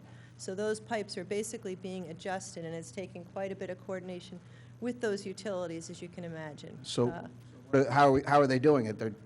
They're relocating the other utilities in a way that we can now get a pipe to connect to the stormwater system, a 30-inch pipe. Right, but how? By relocating the other utilities. I don't have this doesn't show you in the diagram the details, but in the engineering drawings, it shows you how the utilities are being changed so that the larger pipe can get through. And so how do we know that this won't cost substantially more than you're estimating right now to relocate these utilities? Well, there's been extensive coordination with the different utilities, PICO being the most specific of requirements that had to be coordinated with. I actually heard it was the Verizon and that there was fiber optics that were the bigger issue. There are fiber optics, but the utilities are coordinating to move their utilities so that the pipe can come through. So we're not physically moving the utilities. The utilities move themselves. The utilities are responsible for moving their utility lines. Okay. And they're going to charge us for that? I don't have an answer on that. I'd have to defer to Steve. So the utilities are going to be moved, and we're not sure who's paying for them, and we're not going to talk. All right. So, but it's power lines, is what you're saying, and I believe it's a gas line. There's gas line, and that's right over there between. That's School Lane, I guess, is what we're showing right there along School Lane. Right. along School Lane into the Radnor Middle School system.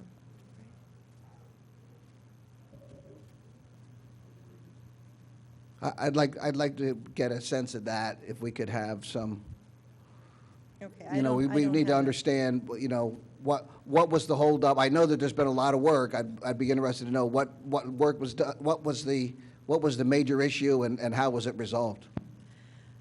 Steve, excuse me. Jump in here. I'm sorry. Rich, can Please you re- repeat your question for Steve? Sir? Well, Steve, I've asked what utilities are being relocated, who's moving them, and who's paying for them. The cost. And my understanding, and what we've just said was, well, PECO's going to move some of their stuff, but as I recall, the issue was fiber optics and Verizon.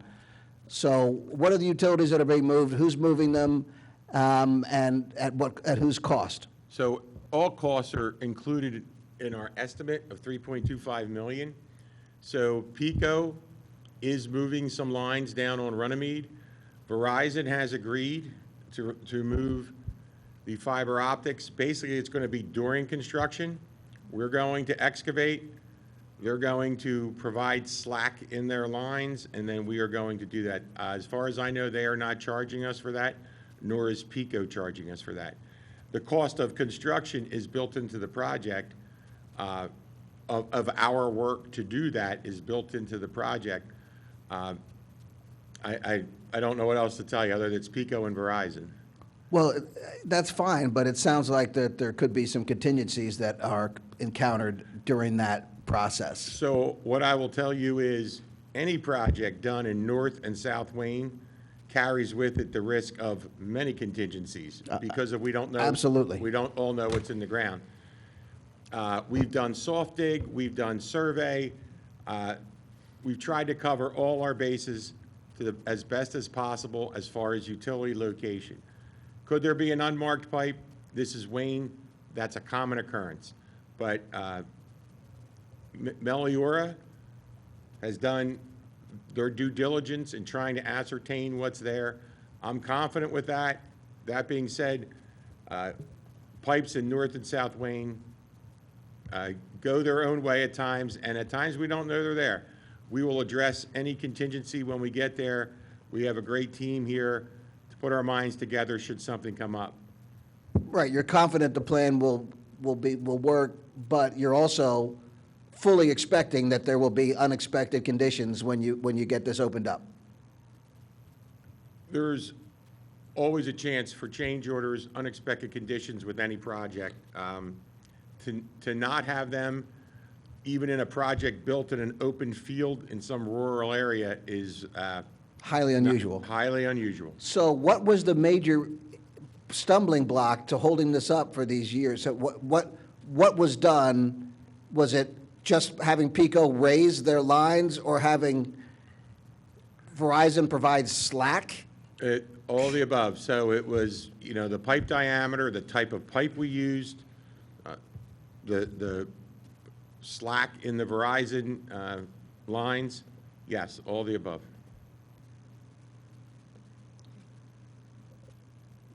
Okay, sufficiently murky.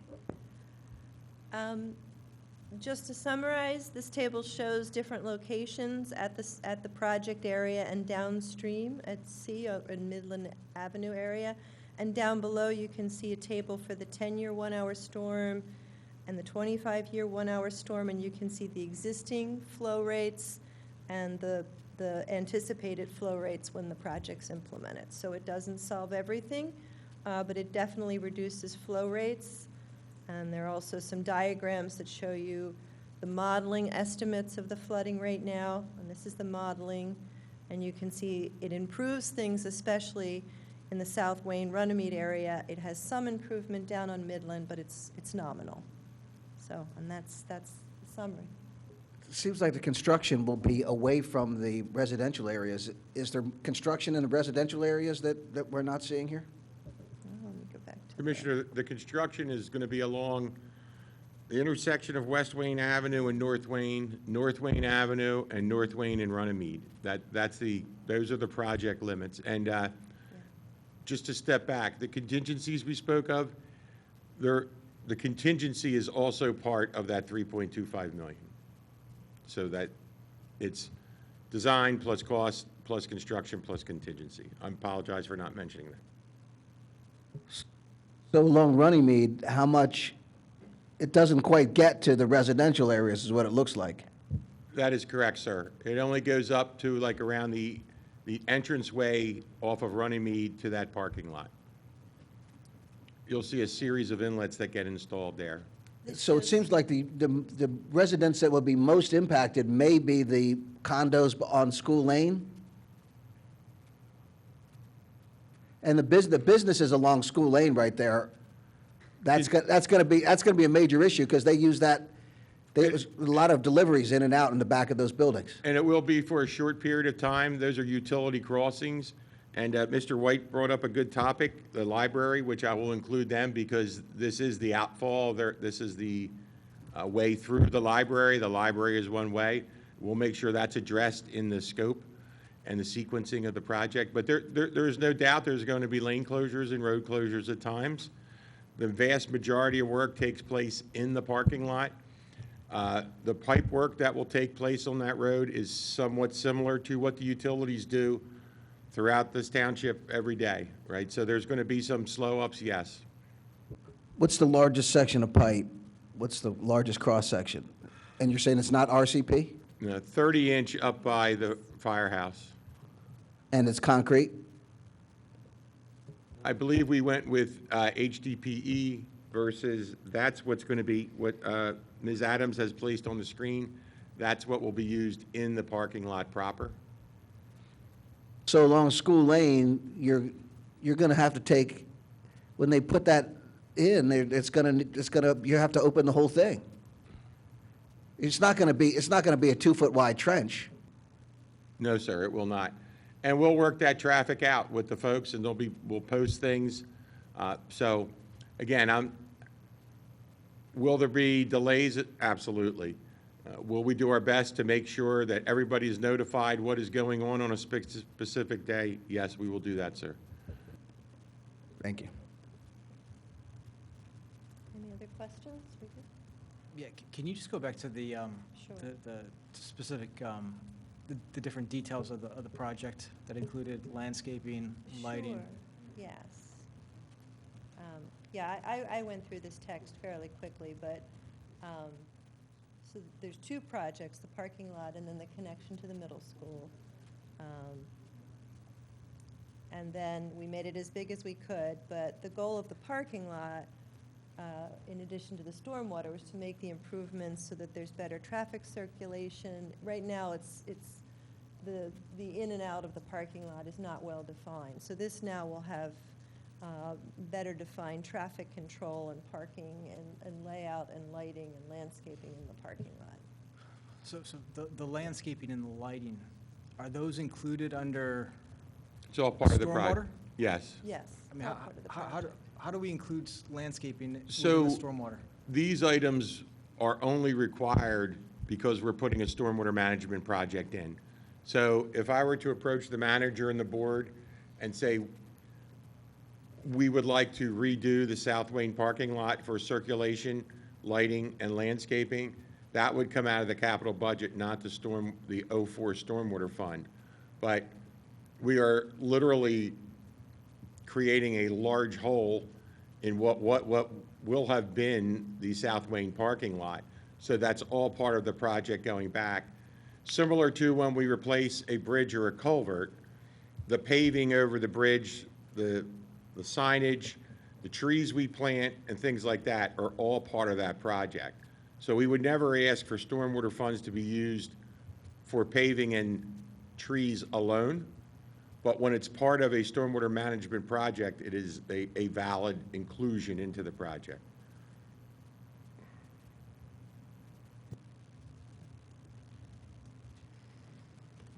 Anything more?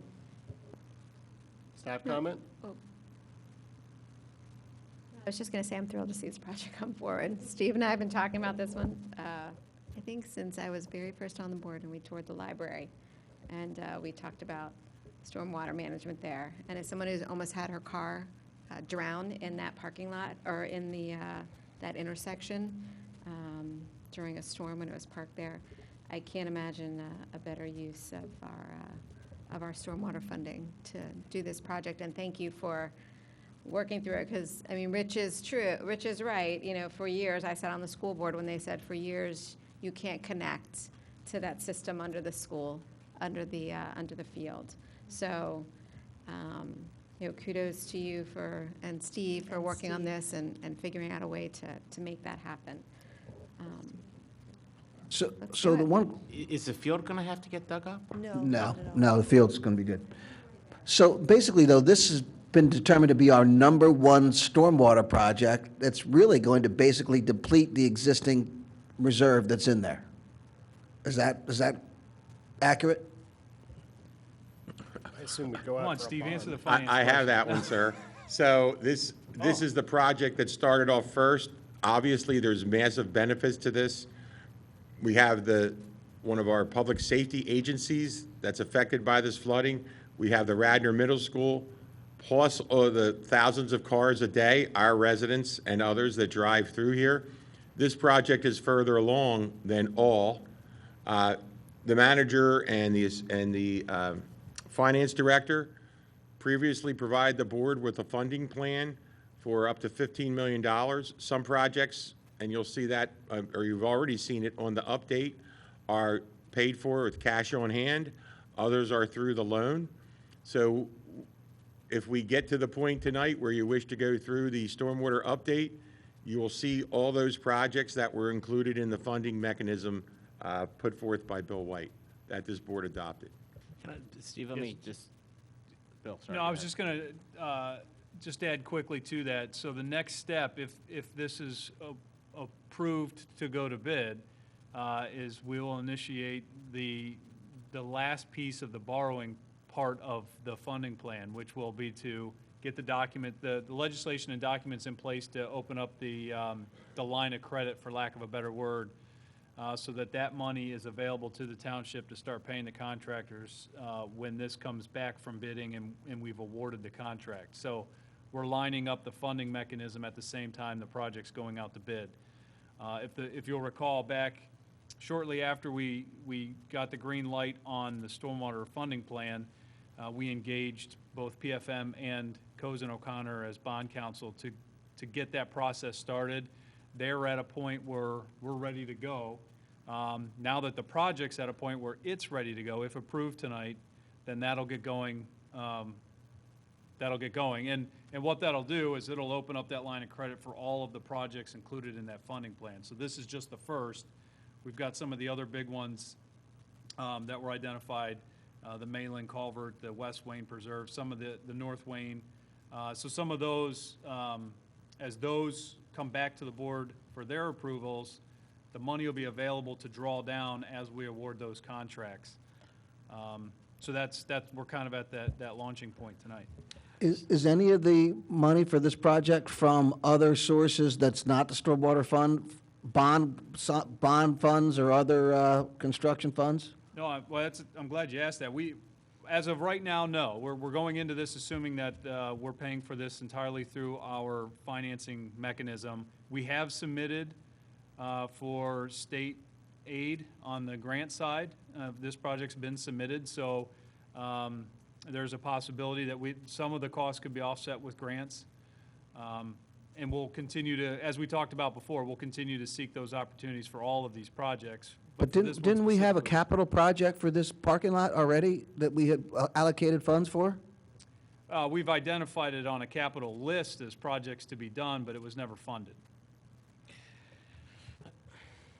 But, so there's no way to utilize some of those capital, ordinary, I guess that's pay-as-you-go or pay-as-you, whatever you call it. Can't we use some of the pay-as-you-go or pay-as-you-use money for this, for at least for the paving and the putting in the plants? Well, there's no pay-as-you-go funding for this type of capital. We have not had that. The only capital funds we've had for the last 15 years are the amounts that we've borrowed.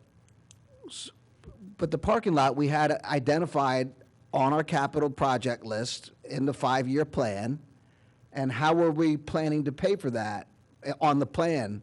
Yeah. It's the- saying we it's never on the had un- this project. It's on the unfunded capital list, along with every other project that goes to die in this Yeah. township. I mean, we've got a 3-page list of unfunded capital. That's where it is. Yeah, and that, I mean, that's true. So the plan always stops short at funding. Identifying the projects we've done, identifying the funding source is something that we have not done. Didn't we fund a project for paving in a parking lot in this area? No, sir. No, never? Sir, I think you may be confused with the North Wayne Municipal Parking Lot. Yeah, how we about did that 2 one? years Yeah. ago. That's all done? That was all done. That's the parking lots along North Wayne Avenue and some along Lancaster Avenue. The movie theater, Christopher's, Teresa's, all those lots that the township owns, that was done as a separate project. There's no stormwater management component to that. That was, I thought there was one in South Wayne, this lot here, so it was just identified and never done. no, sir. If you've been to that parking lot, you know it's not been redone in a long time. It's in bad shape. We had allocated funds, I don't know. Steve? Steve, just a couple quick questions, because we should move on. What causes all this flooding? Is it climate change? Was there a failure somewhere? What's the is there more flooding now in 2021 than there was in 2015? And there's more that was in 2015 than 2005? Was there a straw that broke this camel's So back? this area has flooded for decades. Okay. Many decades, as well as North Wayne has flooded for many decades. Okay. Will I tell you that more intense storms are happening more frequently? Absolutely. So is it more intense storms with the fact that we have so much asphalt and concrete and so little grass? That's my question is basically that. Yes, sir. Are we overbuilding, and this is the problem that we have, and it's exacerbated because of this? I want to know, what are the lessons learned from this? I think that we can't keep building and then say, well, we'll just throw $3.5 million into a project. Well, you have to remember, Commissioner, a lot of this drainage area, North Wayne, South Wayne, were built at the turn of the century. There was no stormwater management ordinance, right? So all these homes were built early 1900s, late 1800s. There's no stormwater management. The area is very densely populated, right, with these beautiful homes, Sure. both sides, North Sure. and South Wayne. You have Wayne itself, which is a very impervious area. You have Lancaster Avenue, right? So moving forward, and I'll echo what my colleague has said, we have to look at our land use ordinances, but that's moving agree. forward, right? That's not, It's moving forward. I don't want to see these same mistakes twice. but the 121 years past is done. That's, okay. But there's things to do, and this is one step, but there's many things to do which we can put in Sure. ordinances. So, and I get it, we're at a low-lying part of two hills where they converge. That's the lowest point, and there hasn't been any stormwater management since inception. Okay, thanks.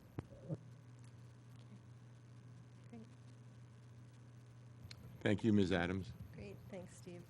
Is there any staff comment? Public comment? Hearing none, I'll call the vote. All in favor say aye. Aye. All opposed, nay. Motion passes.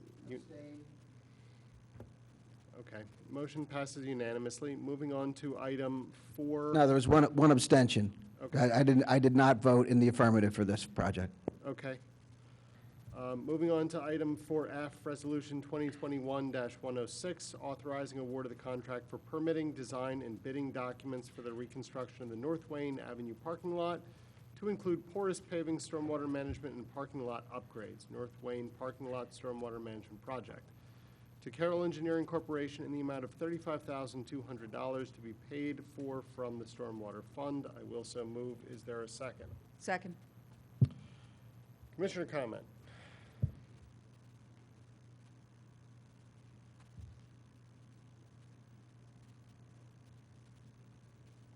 Going once, going twice. Can we get some description of the project, or you don't want to bother with it, huh? Asking for commissioner comment. You can ask whatever There's questions no, you want. yeah, can we get a description of the project? What's, Yes, sir. So this is the North Wayne lot, and if you look in your packet, the parking lot is outlined in green.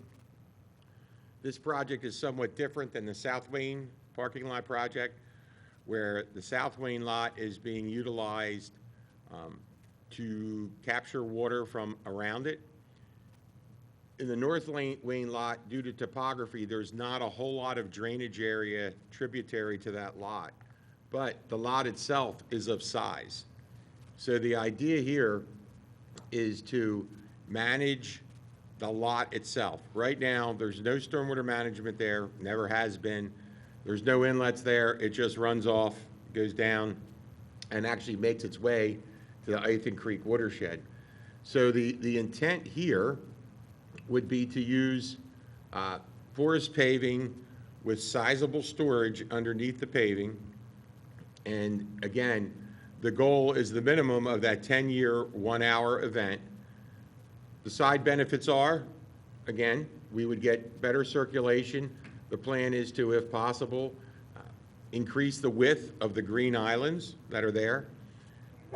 Keep the trees, either transplant the trees, but there would be more trees when we were done. Again, LED lighting. There is a stormwater issue at the Wayne Presbyterian Church. I've already informed them that this project would be before you tonight, and we will work with them to solve that issue.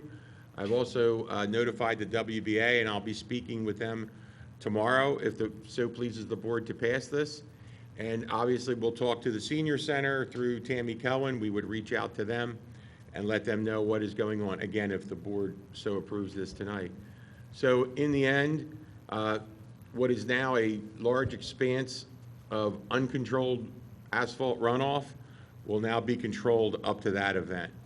And again, an ancillary benefit is a new parking lot with more trees, better lighting, and better circulation, as well as solving a problem at the church, who owns a large portion of this area.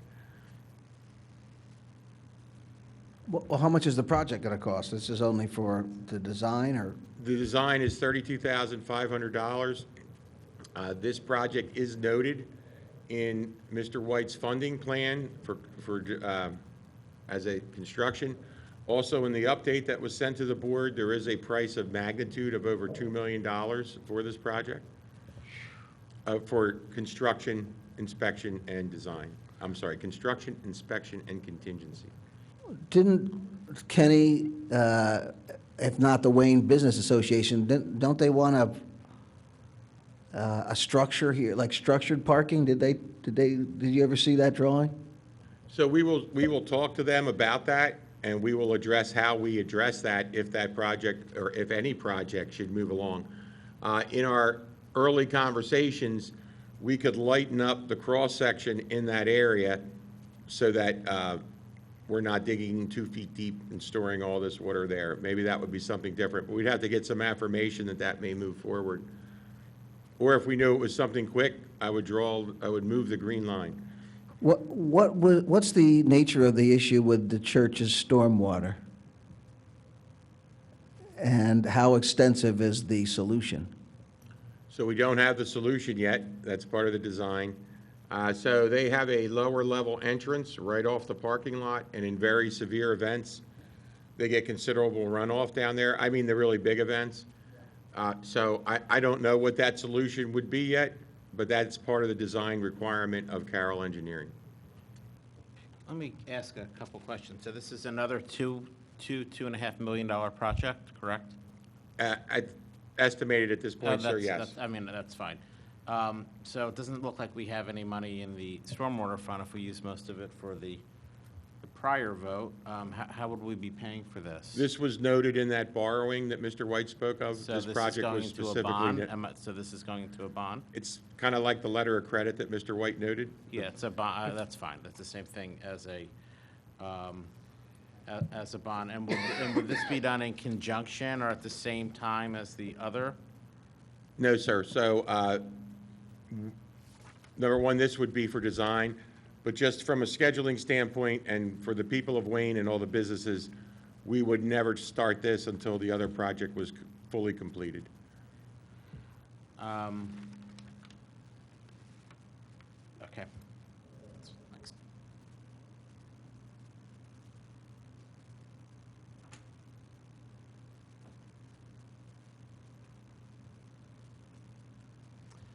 Is there any staff comment?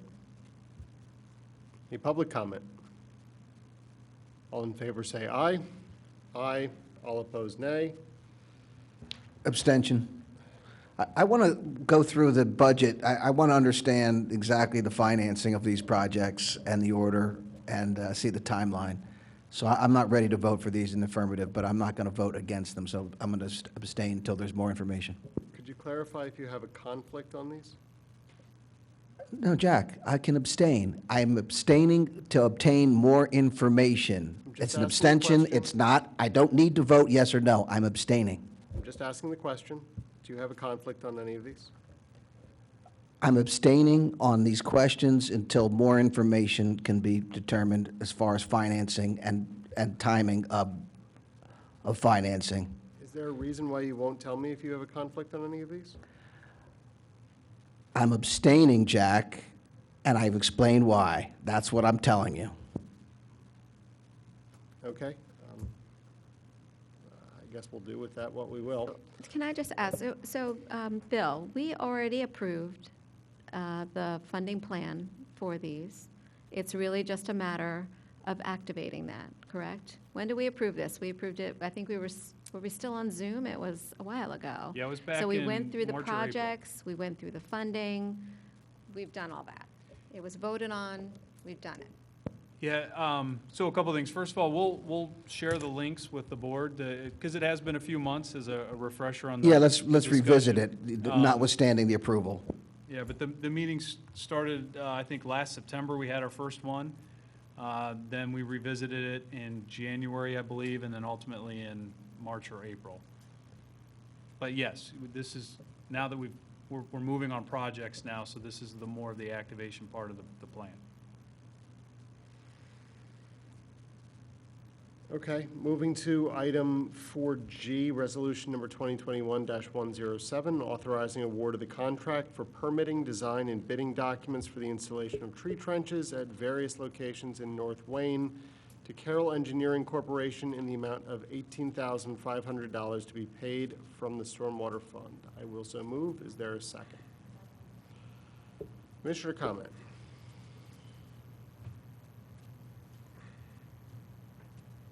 I'll ask the description of the project, please.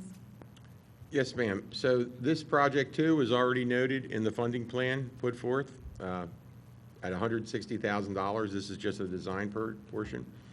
So tree trenches are a best management practice, a BMP. They provide volume reduction, and there's a little sketch, if you will, in the packet that shows a generic tree trench project. So what occurs is along the street, in an area where there's no conflicts of utilities, a trench is dug roughly, and again, we will maximize whatever we can at each location. And in that trench, there's the soil's excavated, there's a geotextile put down so the stone doesn't get contaminated. Stones put in there, as well as a spreader pipe, a pipe to spread the runoff throughout. Comes up to the top, there's an inlet installed, so that's a way for a runoff to get in there. And depending on the length of the tree trench, there may be 1, 2, 3, or more trees planted along there. So we get some possible infiltration. We definitely get a little bit of storage due to the stone, and we get some evapotranspiration due to the trees, as well as the added benefit, the many benefits that trees provide. So this is has been on the books. It's a project that's been slated for North Wayne, but can be used throughout the township, and we would love to move forward with this. This is one of those incremental measures we speak about all the time as far as stormwater management is concerned. I think this is a great project along those lines, and hopefully we will implement more in this area as well as other areas in the township. And then, Mr. President, if I could, just to continue on the funding discussion, since this one's a little different, being at a much lower price. If you'll recall, in the funding discussions, we had said anything under $500,000 we would accomplish with cash in the fund. So this is not part of any borrowing. This would be accomplished with the cash that's sitting in the stormwater fund right now. Can I just ask Steve a question?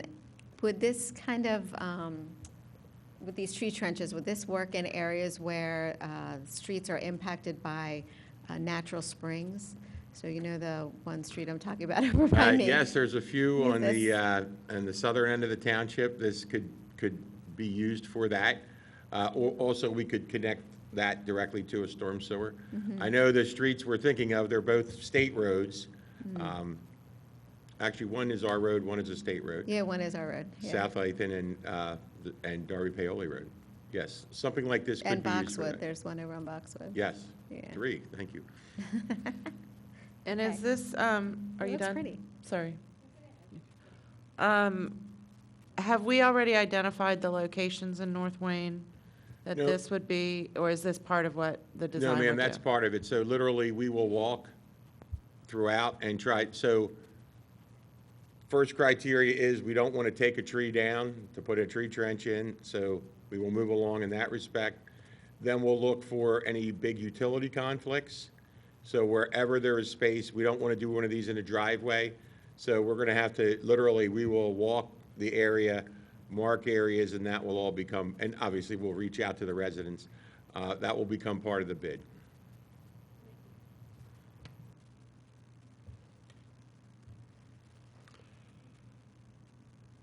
Is there any staff comment? Is there any public comment? All in favor say aye. Aye. All opposed, nay. Motion passes. Moving on to item 4H, Resolution 2021-108, authorizing the award of the contract to develop solutions for stormwater management in Midland, St. David's area to Carroll Engineering Corporation in the amount of $108,000 to be paid from the Stormwater Fund. I will so move. Is there a second? Second.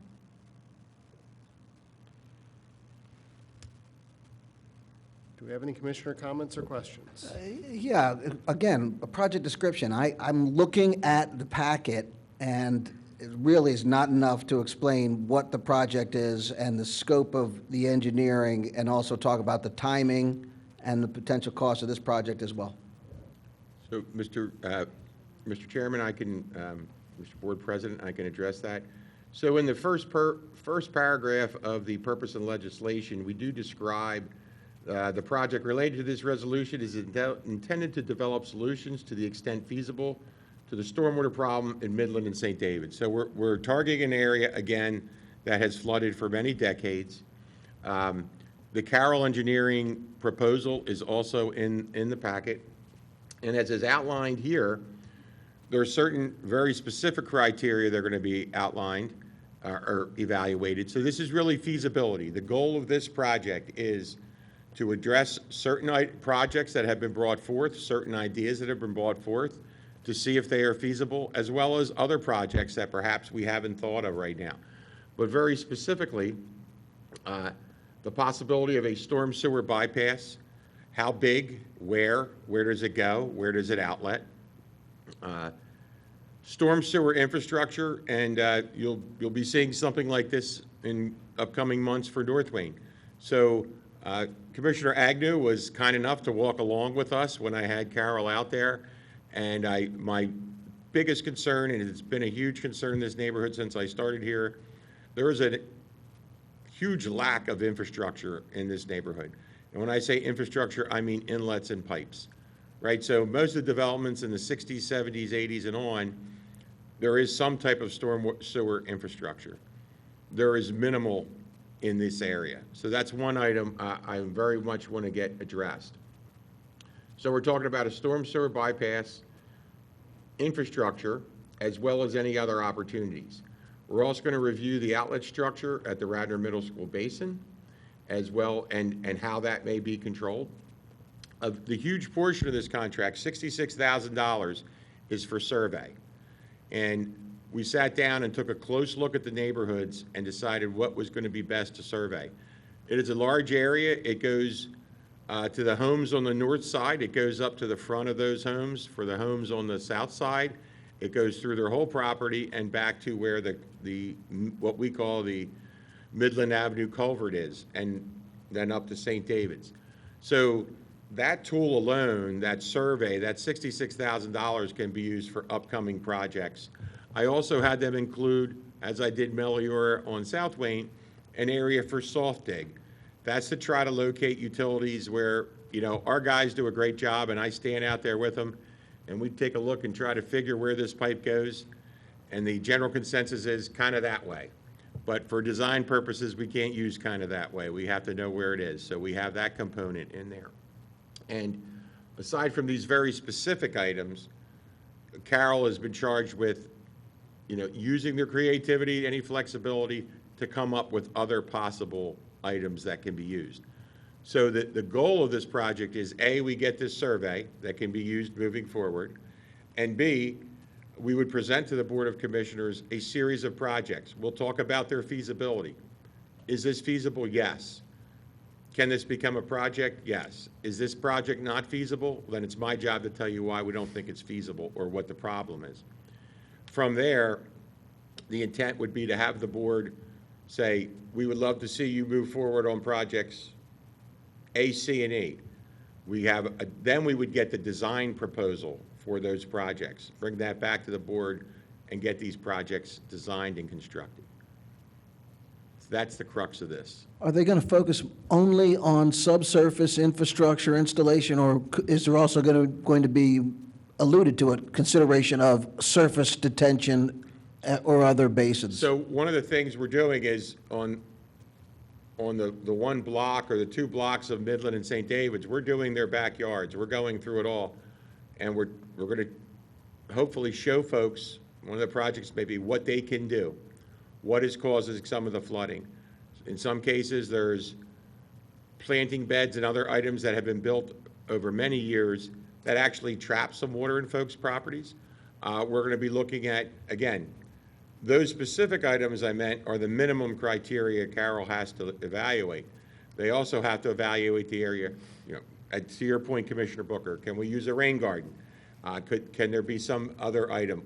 Obviously, if you'll note, what the two previous projects pointed to was the easiest way to go is to use township-owned property. And in this case, it was, in the first case, it was the South Wayne lot, then the second Wayne lot. Tree trenches are in the right-of-way of the township, so we have to work within those confines. This is a somewhat densely populated area, so we don't have room for, a traditional basin. So we have to look at any other idea we can to try to address flooding. They may be smaller incremental measures. They may be large measures like a bypass pipe.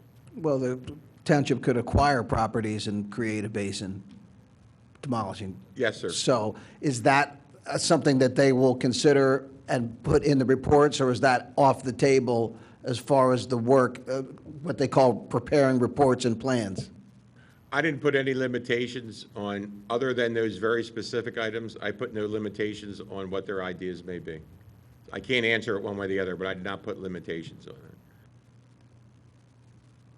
So that project costs $108,000. Again, the vast majority of it is, or over half of it, is survey, which is a reusable commodity that we will own. The Township of Radnor and the residents of Radnor will own.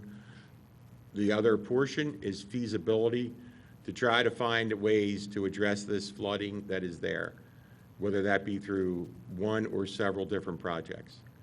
And then after that, the end result would be to present that to the board and hopefully move forward with design, boots on the ground, projects being constructed.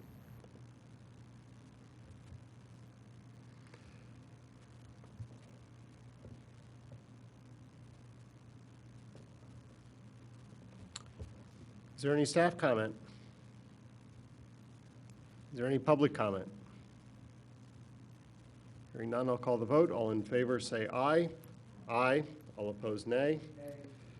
Motion passes. We have next item, yeah, thank you for I, but I got to scroll back up. Ian, Other could you stormwater- please put that up on the big screen, sir? This is item 4I, other stormwater project updates from the township engineer.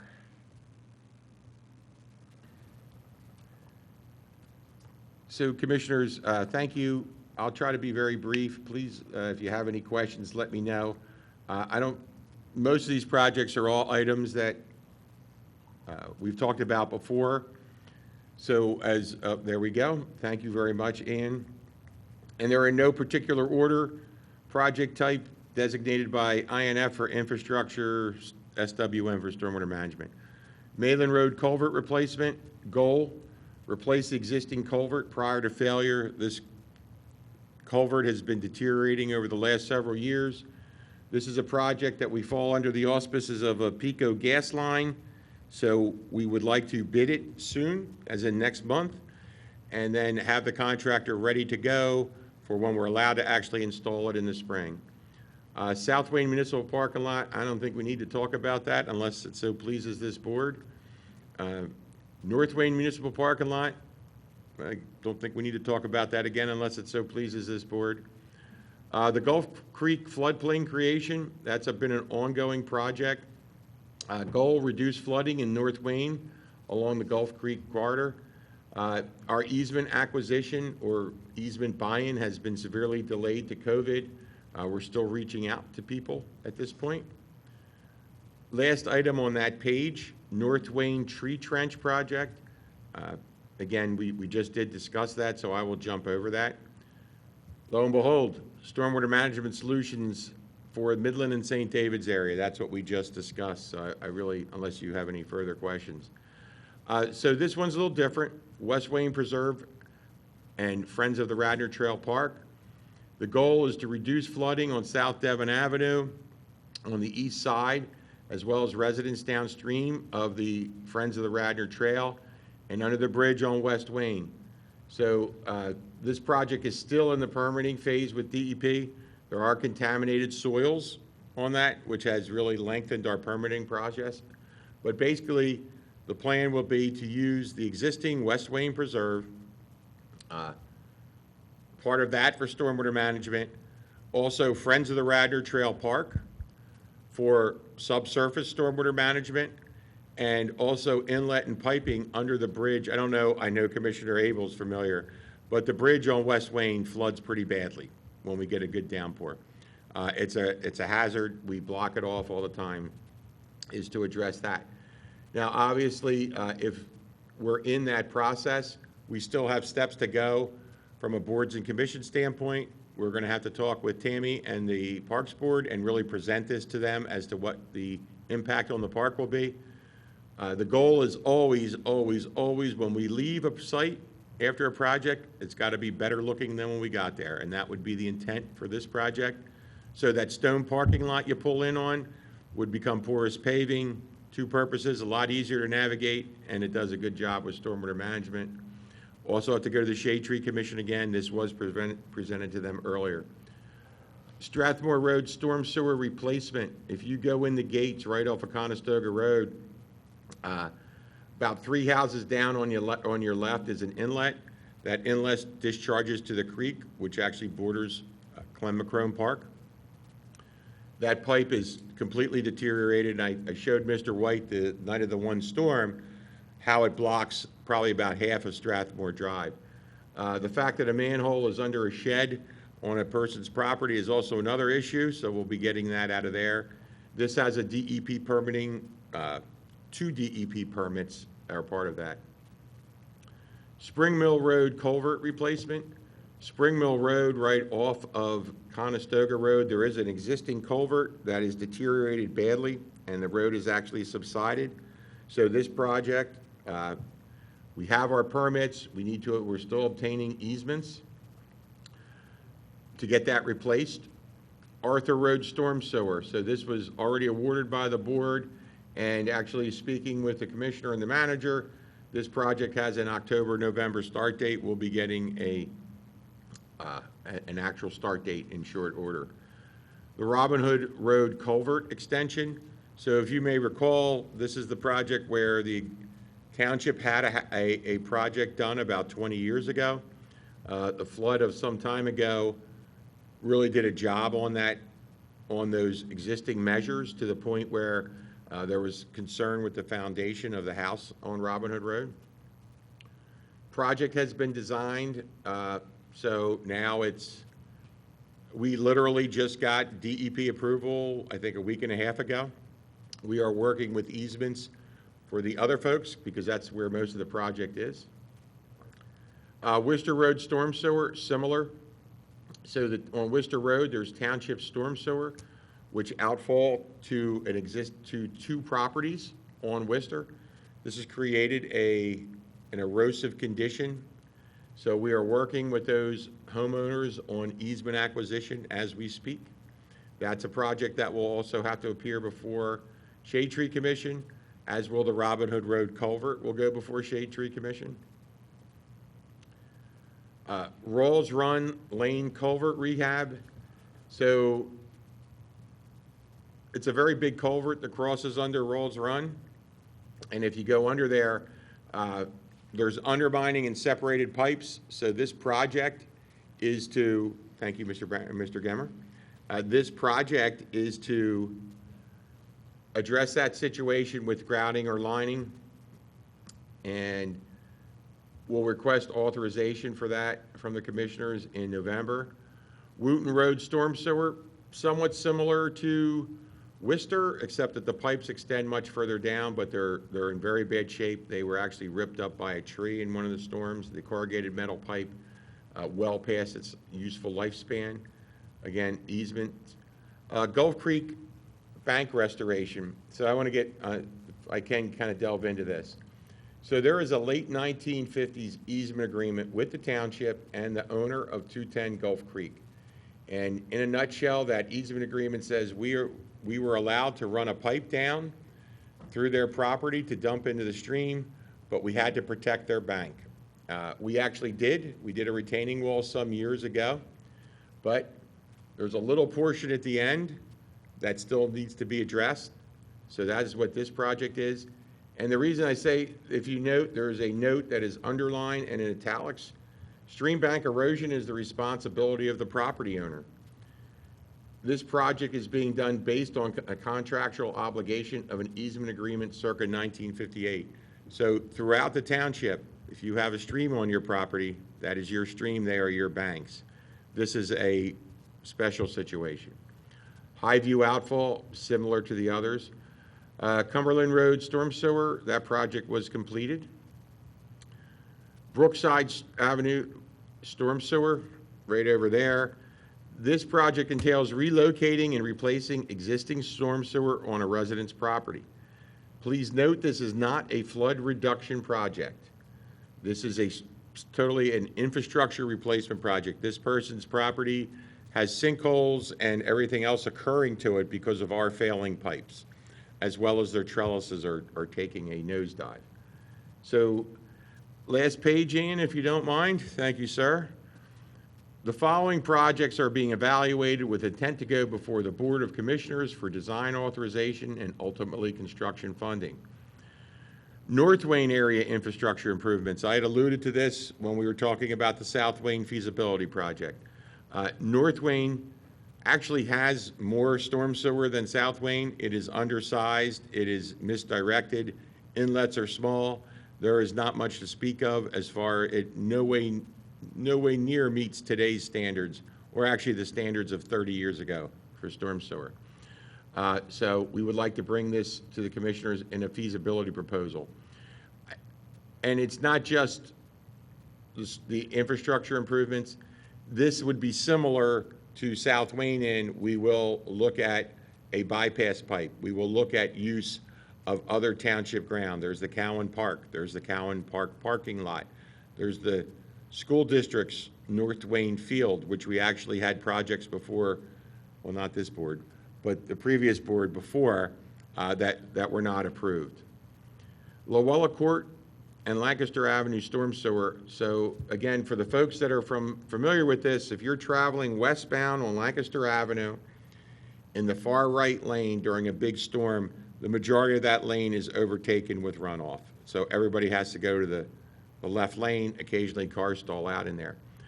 On Luella Court, there is actually an item that looks like an inlet, but what it is an outlet. It just spews runoff in a big storm. So that adds to the runoff on Lancaster Avenue. I would request, again, we will bring that forth in 2022, not just that portion of Luella Court, but also looking at the storm sewer on Lancaster Avenue, which is obviously inadequate, and to see what can be done in that respect. Maplewood storm sewer. Maplewood Road, there is no existing curbing or storm sewer. In big rains, so the longer the stormwater travels down the road, right, without going into an inlet and a pipe, it's just gaining in volume as it goes down the road. And this is problematic on the street. So we would like to look at permitting survey to see what would be a feasibility study. Can we put curbs in? Can we put inlets? Where do the pipes go? Similar to the South Wayne project. Leslie Road storm sewer. There's an existing storm sewer on Leslie Road which gets overwhelmed and inundates the residents below. So we have had the pipes televised. They are clear, they are functioning, they are just too small. So we would like to get that addressed. Shimoni Road culvert replacement. The existing culvert on Shimoni Road is in need of replacement. We looked at it from a repair or replace standpoint. Replace is the best rate of return is to replace it. You may recall that 8 years ago, the culvert about 100 feet away was an emergency repair. There was a small hole in the street, which actually was signifying that there was a really big hole in the culvert. And we did that on an emergency basis. We'd rather be proactive on this. This is a little different because there is actually a weir and like a sluice that go into Fenimore Woods Park. And that part of the reason for that sluice is to actually feed the pond at Fenimore Woods Park. And the rest goes, it's Gulf Creek. The rest of it is Gulf Creek. So this project would also be brought to the Park and Rec Board through Tammy Cohen. So we always go through Tammy for that. She is liaison. Shade Tree Commission, if any trees would be affected, as well as any resident groups, in that regarding the Fenimore Woods. So that is as quickly as I could do the update, commissioners. I hope that works. Steve, I think you overlooked Clover Lane. Can you just summarize that one? Sorry, sir. So Clover Lane, oh geez Louise, I forgot we had a whole nother, Clover Lane. So there's an existing township storm sewer. It's terracotta pipe, vitrified clay pipe, that runs between Morris Road and Clover Lane. And it goes through people's backyards, for lack of a better term, and not necessarily in any kind of a straight line. And what we found out is, some of the residents have said, hey, in a really big storm, there's a geyser that springs up. So we tried to televise these pipes and we were unsuccessful. So our next step is going to be literally to dig there, open up a section of pipe, and see if we can get a camera down there to see exactly what's going on. So there's possibilities for this. Can we line the pipe? Do we replace it in place? Or if possible, I would love to relocate it out of people's backyards, but that really depends on the topography and survey. But that's an important project. Like I say, it affects folks from Morris to Clover and South Devon as this pipe traverses through backyards. Sometimes it's very close to people's back door, not a good thing, but it is something to be addressed. And these are really, the infrastructure projects are just the tip of the iceberg of what we're talking about is this aged infrastructure that we have.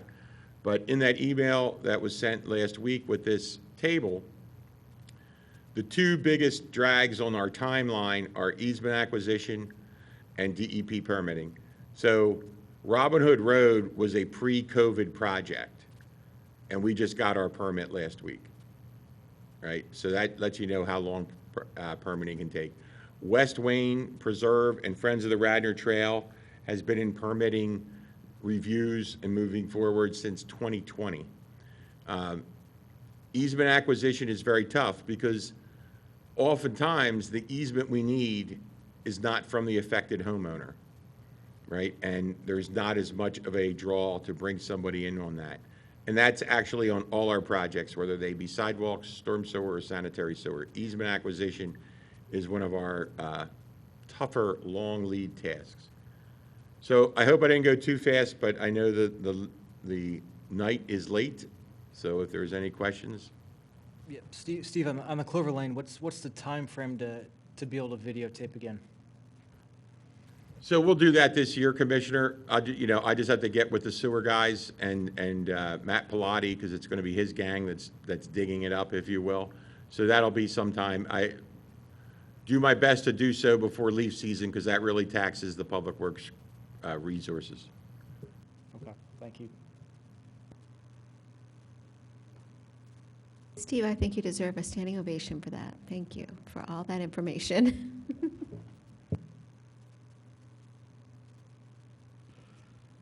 Great. Moving on to item 5, reports of standing committees. Before we leave this, Steve, so these are prioritized in your order? This is the issue I had. So we have 2 that we were approved for bid and design. Those were at the top of this list. Not completely at the top. There was one, I think, that was ahead of them. Malin Road culvert, yes. So is this the rough priority order, or is this the priority order? What's the priority order? No, so this is not a priority order, and the reason those other projects were on is I would never assume that the board would approve them. Now that they're approved, they're going to get an asterisk or a different color. So the priority order is, the board has approved design for several of these projects. We're moving forward on all of them. So, for instance, West Wayne Preserve is no higher or lower than another project. It's just mired in permitting at this point. So it's as we can get them done. I'd rather not prioritize, because in my mind, they're all required. In my professional opinion, all these projects need to be addressed, right? And the timeline will be, as opposed to flooding the board, with all of them at one time, you'll note I give dates on some it's on some projects, it's Q1 or Q2 of 2022. So they're all important projects. So what may not be, some folks may not be a big issue, feel is a big issue, but if you have a pipe in your backyard that geysers water during a storm, that's definitely a big issue to them. So flooding is a very important issue. It affects a lot of people in a lot of ways. But in the world of civil engineering, that is a huge priority, right? That's why there's South Wayne, North Wayne, West Wayne Preserve. Infrastructure is also huge, because that can lead to flooding, but it can also lead to collapsed roads, collapsed lawns.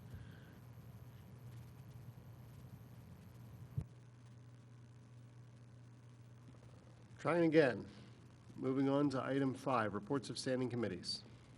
I just have one announcement for the library. So the registration's now open for the Elves for the Shelves and the fun run and the move-a-thon. So the move-a-thon runs November 20th through December 4th, and the fun run, which they are able to do this year, is December 4th. So you can go to the library website, radnorlibrary.org, and sign up. Great. Do we have any old business? Any new business? Yeah, I have some new business.